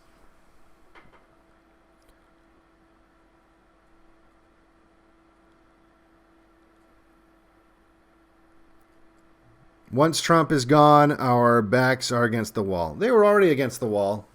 It's just that, like I said, there's some of this bigger stuff they couldn't do with Trump that now they can do. But it was inevitable. We were gonna get to this point either way, right? This was going to happen. Bill Cooper was predicting that this was going to happen in like the late 80s, okay?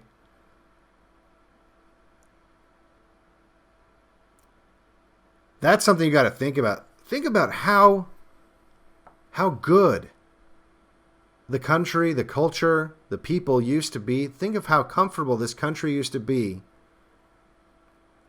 for someone like Bill Cooper to be like blowing the rape whistle in the late 80s.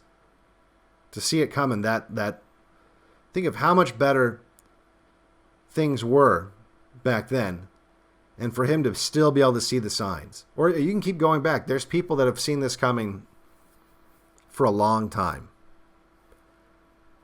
It's also a testament, though, to how hard it is to predict how long it's going to take. I'm sure Bill Cooper thought it was going to happen, right around the corner. You know, it's kind of like Christians. It seems like every batch of Christians, every generation of Christians thinks Jesus is going to come back when they're alive. Every single one of them. I mean, not every single Christian, but like a large portion of the Christians, every fucking generation, thinks that they're going to be the ones that are around when Jesus comes back.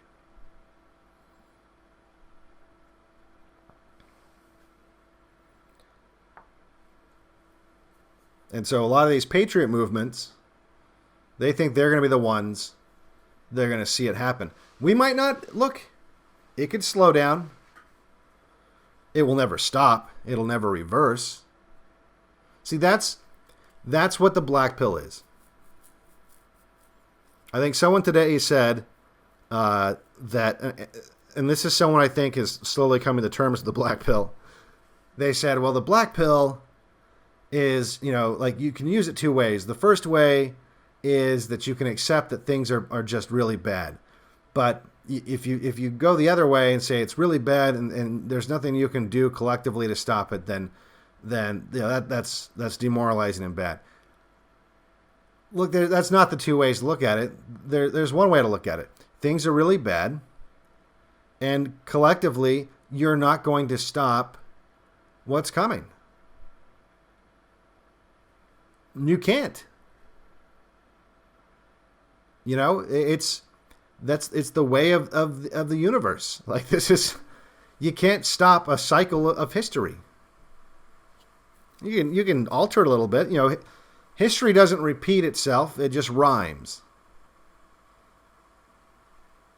But it still rhymes. We know where this goes. You can't stop it from going there.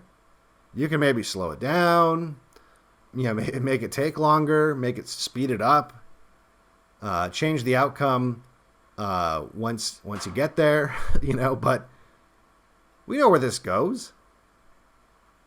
There is no unity. They don't want unity. They want submission. I'll play this clip again. I played this clip for you the other day. They do not want unity. They want total submission.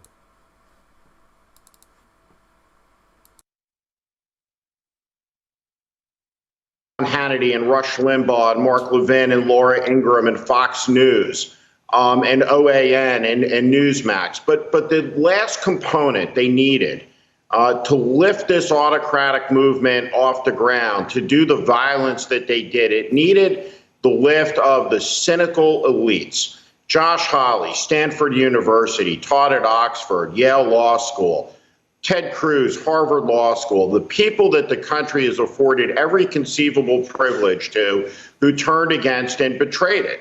And so we have to fight back against this. A lot of these members on the Republican side say now we need unity. There will be no unity with seditionists. The only thing we offer them is the chance for them to apologize and to retire from public life. That's the only thing we can do. Only two ways to win a fight, Nicole: to bring your opponent to defeat through submission, or they get you through exhaustion. There will be no unity with seditionists. The only thing we offer them is the chance for them to apologize and to retire from public life. That's the only thing we can do. Only two ways to win a fight, Nicole: to bring your opponent to defeat through submission, or they get you through exhaustion. They will only accept total submission.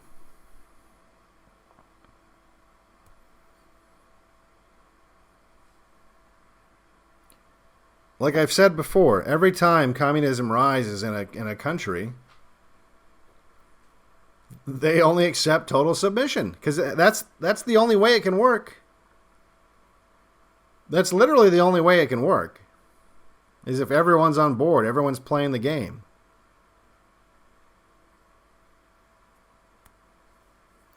So we are inevitably headed there. The only way we're not headed there is if somehow you were able to remove all the communists.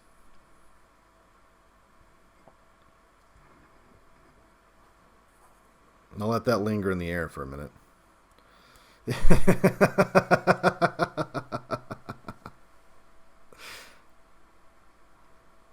They want total submission.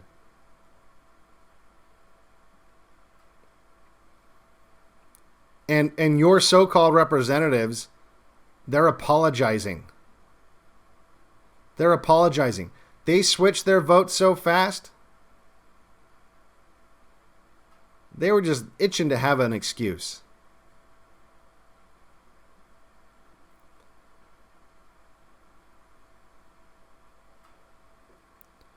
You have no representation in government. By design. The people, and this doesn't apply to all of them, but I would say the vast majority. The people that you think that are based and on the right, that are part of the ruling class, they're embarrassed by you. More than embarrassed, they're disgusted by you. They hate that you're their constituents. They hate it. They hate that they have to pretend to care about immigration. They hate it. That's why it never gets done. They don't really want to get it done.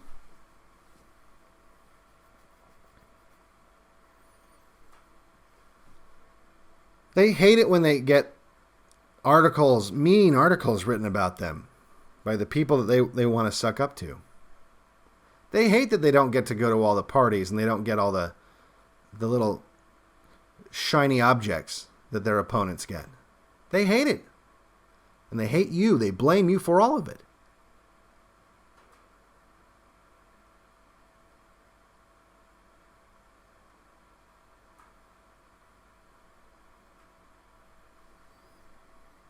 Bill Gates is now the biggest owner of American farmland. Yeah, I still don't know what to think about that. I don't think it's good. Whatever it is, it's not good. I don't know, maybe get ready to start eating the worms. Maybe he's going to make a bunch of mealworm farms. Who knows?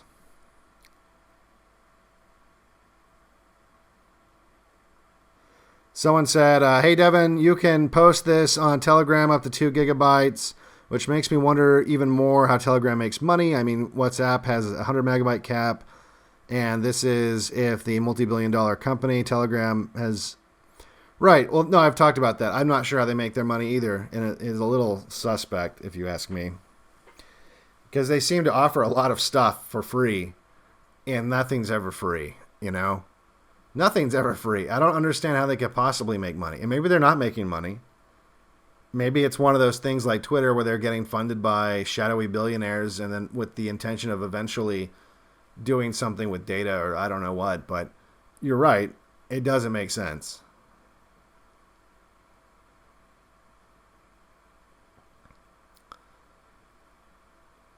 Someone says, Bill Gates obviously knows what's going on, or knows what's going to happen, and that's why he's getting the farmland.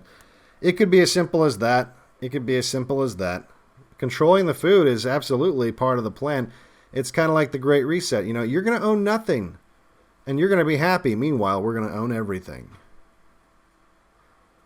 Bill Gates will tell you what foods you can eat, because he's going to be the only one growing it.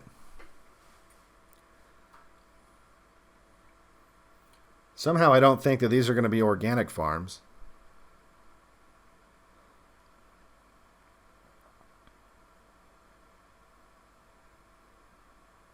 Can you name a single billionaire who has views contrary to Antifa and BLM? No. And by the way, why wouldn't you lump Trump into that? You know, we all made fun of all these companies that wanted to give BLM and did give BLM hundreds of millions of dollars. Bank of America, I think, $500 million. Well, how is that any different than the Platinum Plan? That was Trump's answer too. Oh, you burned down the country for half a year while I tweeted out law and order in all caps so that you knew that I was. So my supporters knew I did not approve of this. But actions speak louder than words. What did you do? You promised them, it was like $500 billion fucking dollars? How is that any different? How is that any different than what Bank of America did? In fact, it's kind of worse. Because, yeah, Bank of America has their money because they extorted it from you. But it's sort of more their money, I think, than this Platinum Plan. It would be directly taken from you and given to them. That's not going to be just magic money. That's going to be tax money. And if you thought that was bad, let's see what Biden-Harris comes up with. It's absolutely indistinguishable from what all these companies did, what Trump did. So literally no billionaire, including Trump, certainly not his family, who seems, I mean, they don't even have like the good part of being a boomer, the one that at least Trump's old enough to remember a different America and maybe be somewhat nostalgic for it, right? And so maybe he'll have like a little bit more of a loyalty towards that. I don't know. I mean, it didn't seem like it, but, maybe. I mean, his kids don't have that. And in terms of these people just being incestuous and whatnot, I mean, you know who Trump Jr.'s, well, I guess now is his girlfriend now or his wife now. He divorced. I mean, he cheated on his wife. Like father, like son. And now he's with, is it Gavin Newsom's ex-wife? Am I getting the name mixed up with the Virginia guy? No, it's Gavin Newsom's ex-wife, isn't it? So it's like,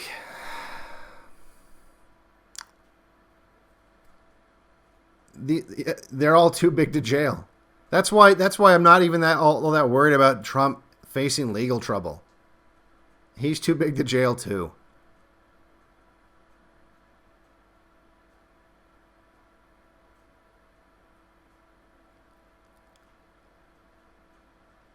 Yeah, I see some people in chat that had no idea that that's who Trump Jr. was banging these days.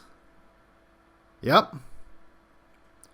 It's a big club, and you ain't in it.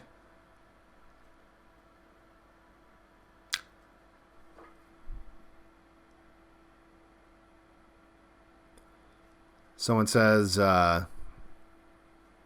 Newsom supposedly Pelosi's nephew. Yeah, I wouldn't be surprised if they're related.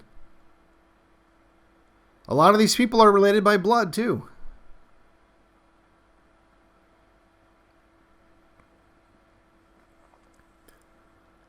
So that's really the problem. The problem is it's generational wealth, and it's a system that's built upon that idea that that's not just okay, that's the way the system's supposed to work. Because why? Because the people who designed the system had generational wealth.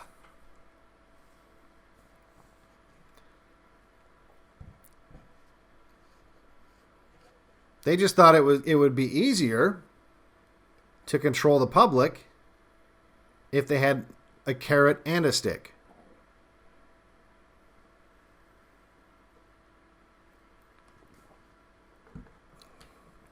The Federal Reserve, and there were attempts prior to that, but the Federal Reserve really was the consolidation of power into the hands of the generational wealth crowd. But even before that, that's who has the power. The Rothschilds is a perfect example. That goes back, 500 years? You're going to tell me that this family is just so genetically perfect that every crop of them that is born, they're earning these trillions of dollars, and they've got trillions of dollars. They've somehow... No, that's obviously bullshit. These families have had this money for centuries. Many of them, not every one of them, but many of them.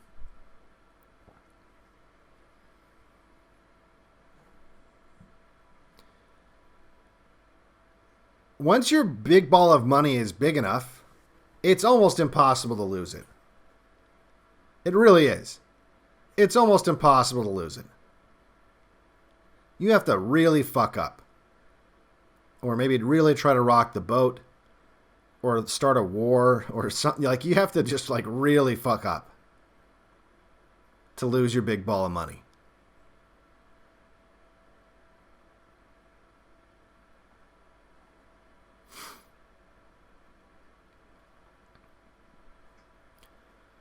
All right, let me take a look at chat again here.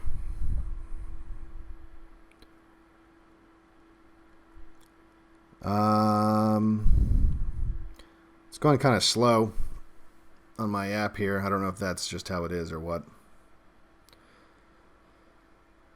Soros controls libraries now. I haven't looked into that. I know there's something with Google too, where they're controlling not just physical copies but digital copies. Like, you're not allowed to get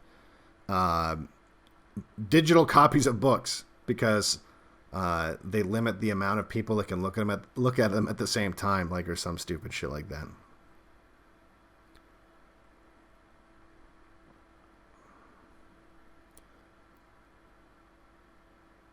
Allow call-ins. Well, maybe later on I'll do that. I'll have to figure all that out, and I'll have to wear a headset and stuff too.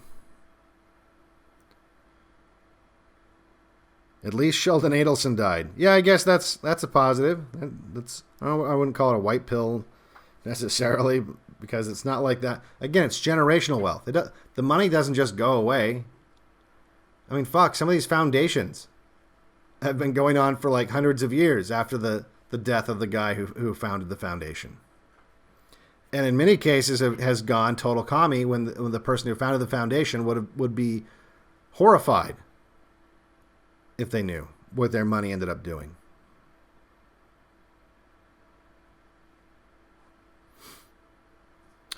And there was that Rothschild that died also.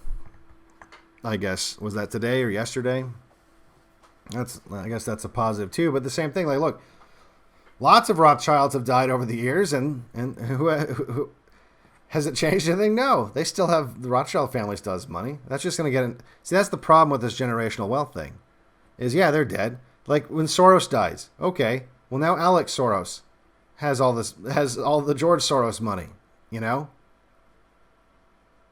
So did anything really change? You know, the name, I guess.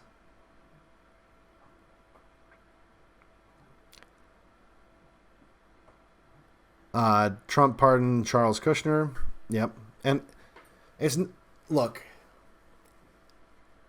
I would have taken that. I would have been like, all right, whatever. If he had fulfilled at least some of his promises, and then in terms of pardons, if he had pardoned people that deserved it instead of like all of his Jewish gangster buddies. Devin, aren't the Qtards basically just a doomsday cult where they change the date? Yeah, pretty much. And the problem with that is those doomsday cults somehow manage to keep going as long as there is the charismatic leader. And in the case of the Q thing, even if whoever runs Q dies, like someone else can just pick right up because it's anonymous. So it really is a doomsday cult with a leader that's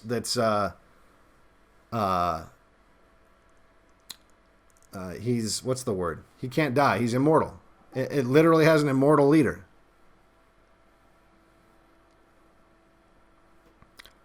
Media suddenly stopped talking about the RV bomb.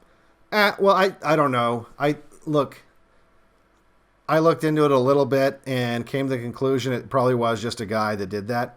And I honestly think the reason they stopped talking about it is they were nervous. They don't want copycats, right? So they stopped making a big deal out of it because that was prior to the 6th, right?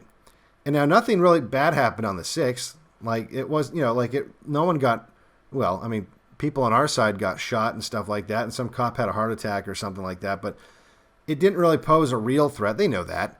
They know that it didn't really pose a real threat.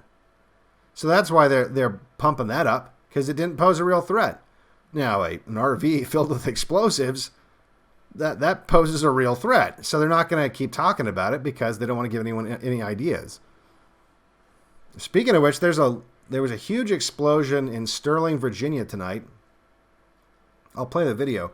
I don't think anything has come of it, though. So I don't know. Like, this was just a few hours ago.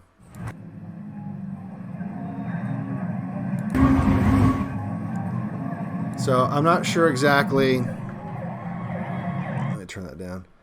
I'm not sure exactly what to make of that yet, because we don't have enough, or at least I don't have enough information. But the thing is, if you know anything about Sterling, Virginia, like that's not like a nothing place. That's not like just an unrelated part of the country. Sterling, Virginia has got a lot of government contractors, a lot of government agencies. It's really close to D.C. And the first thing the only thing I was able to find out about this is it's in an area where there's a lot of data centers and stuff like that. But apparently there was like this big explosion and now there's something on fire. But like I said, this might be totally unrelated to what's going on in DC, or it could be a part of it because of the location. Especially if it's a data center. Data centers don't just explode like that. Like that's suspicious as fuck. So that's what's going on in Sterling, or like I said, that was a few hours ago in Sterling, Virginia. Go ahead and close this out. Oh, I guess I'll ask chat. Does chat know anything about it? Anyone in chat have any cool news on the Sterling situation? Someone asked, what do you see happening with COVID now that Biden is in? Well, I'll tell you what. Magically, a bunch of these cities, like in New York, they're saying, oh, COVID's over because Trump's gone. And a lot of, I think, this was to make Trump look bad and also to have everyone locked up during the election to try to keep the civil unrest at a lull.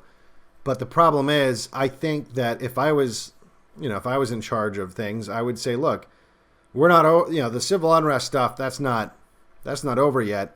And so I suspect they'll keep it going at least until the civil unrest stuff dies down, and probably until they pass a lot of the legislation and make the policies that they want, that are the what is it called, the whatever tracing, not back tracing, you know what I'm talking about, the contact tracing.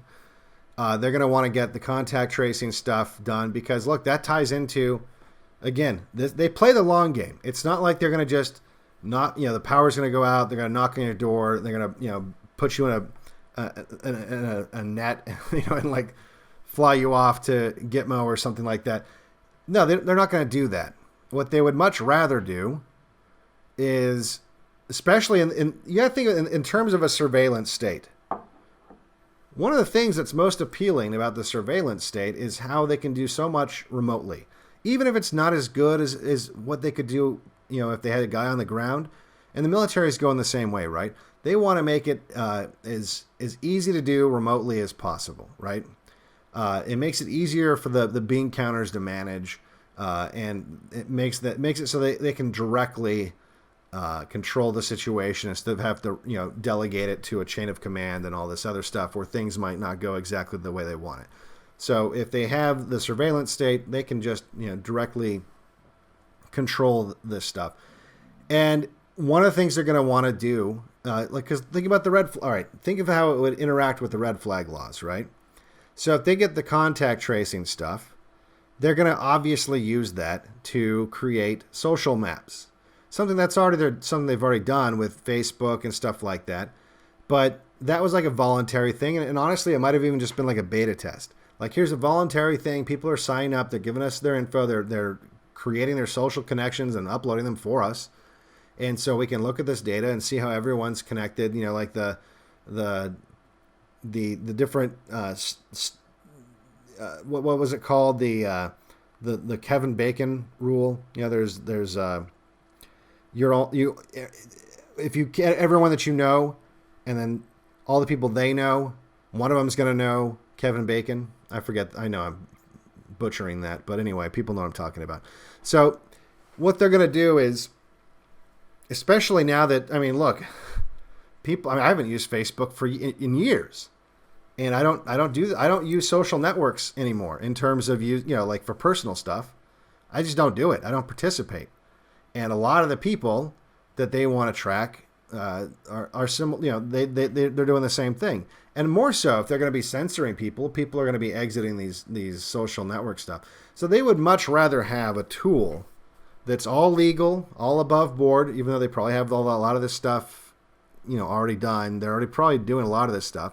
But if they want to be able to use it in a court of law, it has to be legal and above board, or they can't use it as evidence. And so what they're going to want to do is create this contact tracing stuff and be able to track everyone's movements. And then they can tie that to the red flag stuff. So if one of your friends gets red flagged, well, now all of a sudden they can maybe yellow flag you. You know what I mean? Maybe investigate you because you're tied to someone who's red flagged. Or fuck it, they might just say you're red flagged too because you guys, you know, you're too close to this guy who's a terrorist or whatever. Or we saw that you went to his house or whatever, right? And if you flip it around, it's not just for that. That's just how it would be bad for us. For them, they justify it too, and that it ties into this whole smart city AI stuff. They just need this data. They need the data to create the systems that they want.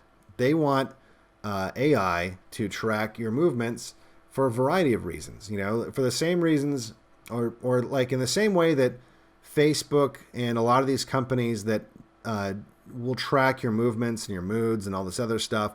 And again, I think this was a beta test. They use that data to know who to advertise to you and when to advertise to you and how to advertise to you. And they can even track that stuff and see if it worked, you know, and so they can just refine a lot of this stuff. And I'm sure there's just mountains of fucking data that they have on different methods of making this work. So they can influence you in the same way. So instead of just using this data to advertise shoes to you, they can get you to buy onto different policies that they want to do. They can use it to, you know, something a little less nefarious. If they want to have a society where there's no ownership and everything's just like rideshare, for example, and everyone's just using driverless cars or whatever, they want that information so they can know where to send the cars. They want that information so they can know, you know, how to deploy. It's communism, right? Like, you got to think of it in terms of if I was a communist and I was managing my communist utopia, how would I use technology in order to manage my communist utopia? And a lot of those things that you would want to do are going to require tracking of people. Look at China. I mean, I hate to be that guy, but like, you know, China. But like, that's what China's doing. That's a lot of why they do it. You know, that's where they want to go. They see China as the future. The way that China is running things, that's how they see the future. And they see China as the big competitor. And they see it, I think, in some ways as if you can't beat them, join them. And just look, a lot of these people are just communists already. So it's not like they have some big moral quandary they have to get over. What did I think of the social dilemma? I don't think I saw that. I saw one of those videos about social media being like cancer. I don't know if it was that one. I mean, it's cancer. I wouldn't let my kids be on social media. Like I said, I don't use social media other than to communicate with you guys and stuff like that. You know, I don't have like a friends list or, you know, I got out of that a long time ago. Before they were even censoring. I saw what Facebook was doing with this data and was like, yeah, I don't want to give them. I don't want them to have access to my brain. Okay, and so it makes a good point. China does it because they can't physically police their 1 billion citizens, so they digitally police them. Well, same thing. That's what they want to do here. You know, this is a big country, area-wise and everything else. And so, and like I said, with the surveillance state stuff, they want to be able to do it remotely. Only because or you're talking to someone else.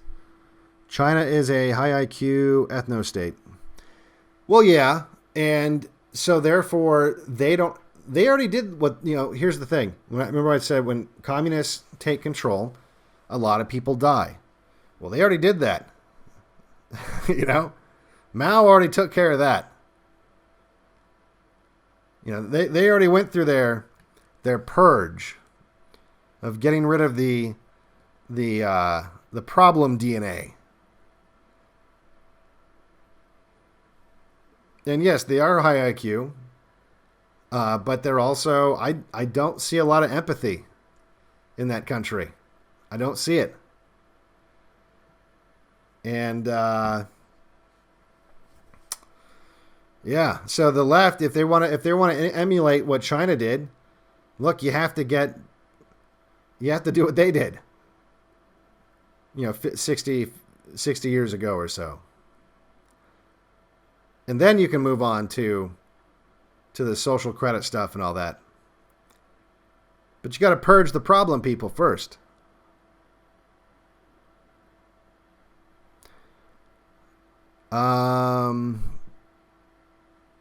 I got different people talking about Chinese. The U.S. is mostly fat, lazy. Hold on. Where'd it go? Fat, lazy, stupid, and addicted to entertainment. This is correct. And that is why, that's why the so-called insurrection was just a bunch of guys taking selfies. I mean, that says it all right there.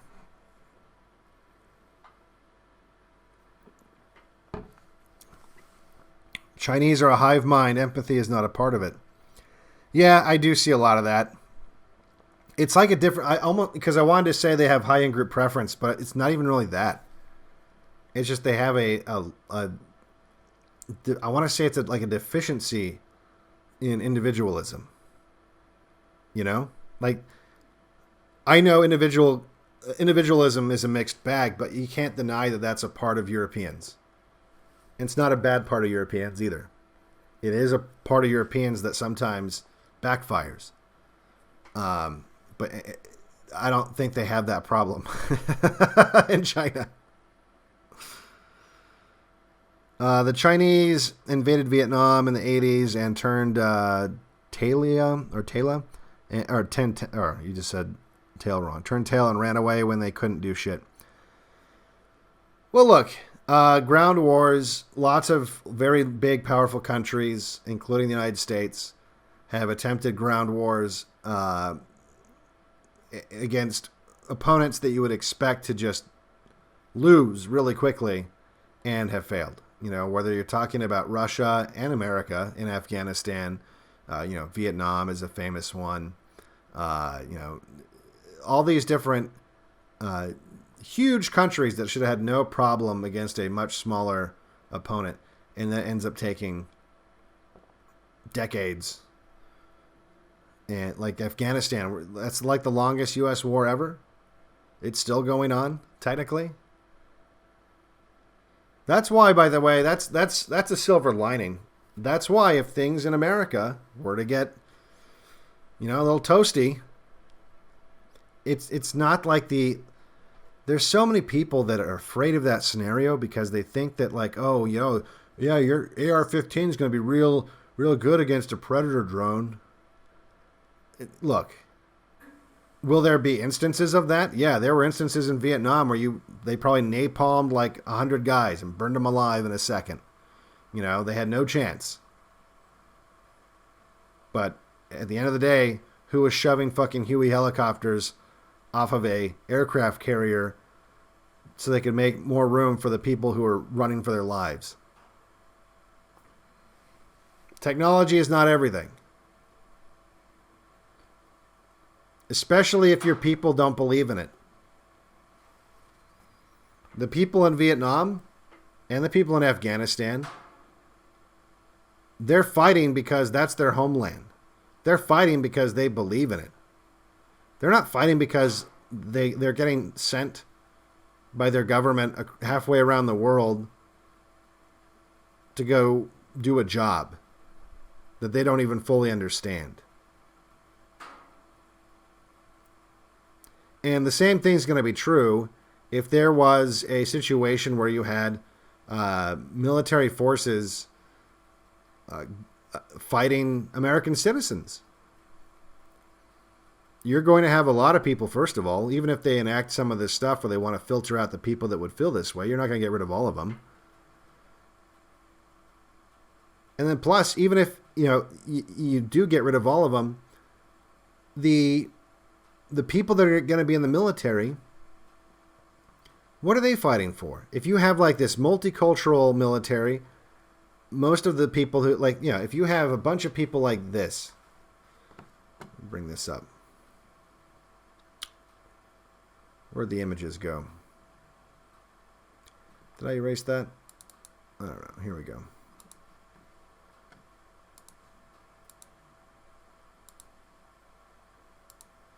If this is your military,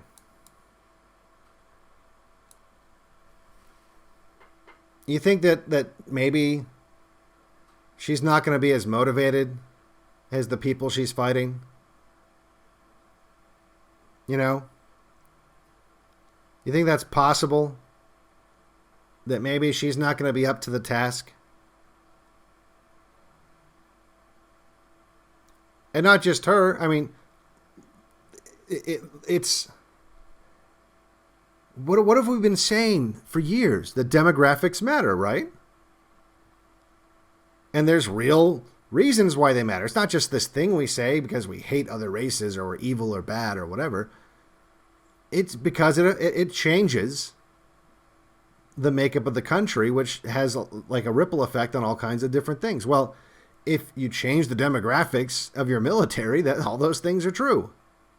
The incompetency level goes up. The cohesiveness goes down. I mean, it's not like they'd be fighting against I mean, some of these people in the military are I mean, especially if Biden just slams a citizenship stamp on a bunch of these people, you're going to have people that are basically illegal aliens in the military. You think they're going to feel strongly about their job, or is it going to just be a job?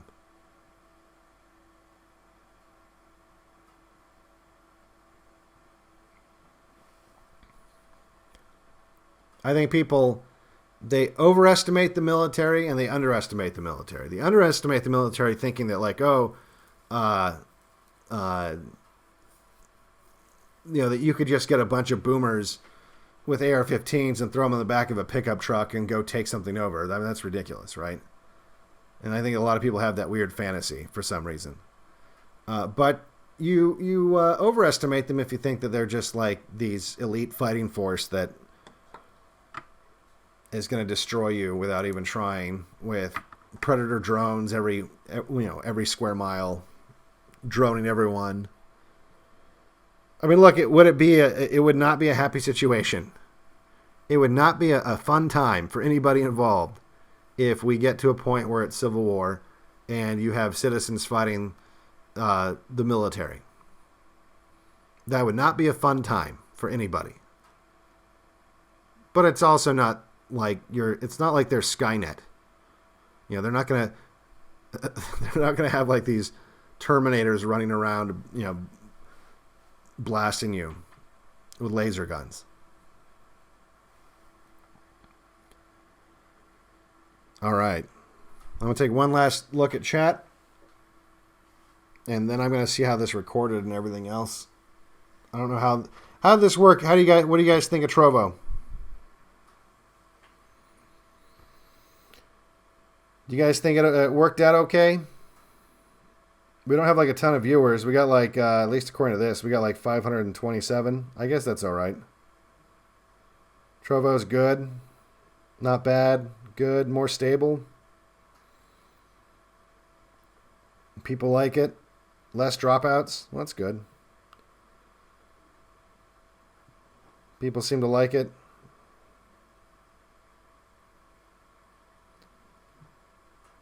People said that there are people waiting for me on DLive. Well, I mean, I went in the DLive chat, told people to go to Trovo, and I tweeted it out, and I posted it on Telegram and put it on Gab, so I can only do so much. Is the chat better for me? It seems to work better for me. Here, I'll mod you. Boom. You're modded. There's some other people I know I need to mod too from DLive.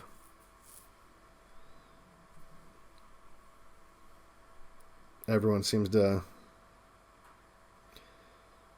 be okay. And there's a couple, by the way, there's a couple of you people that emailed me, and I did get them. I just haven't had a chance to respond yet today.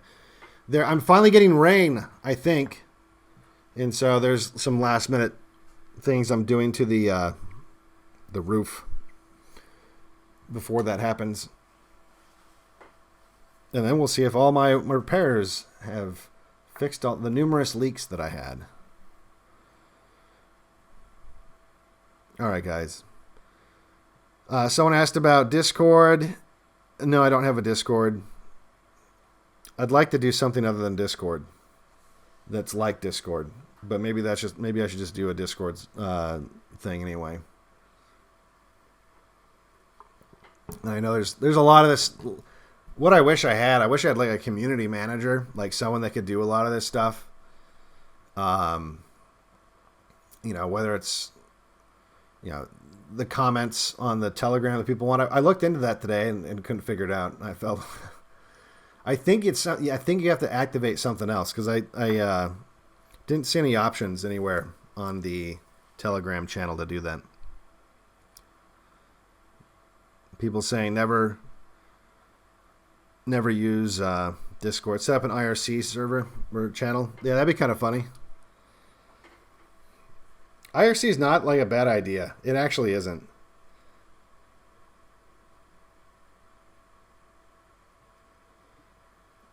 All right, guys. Well, maybe we'll do a stream where we just work out some of this stuff and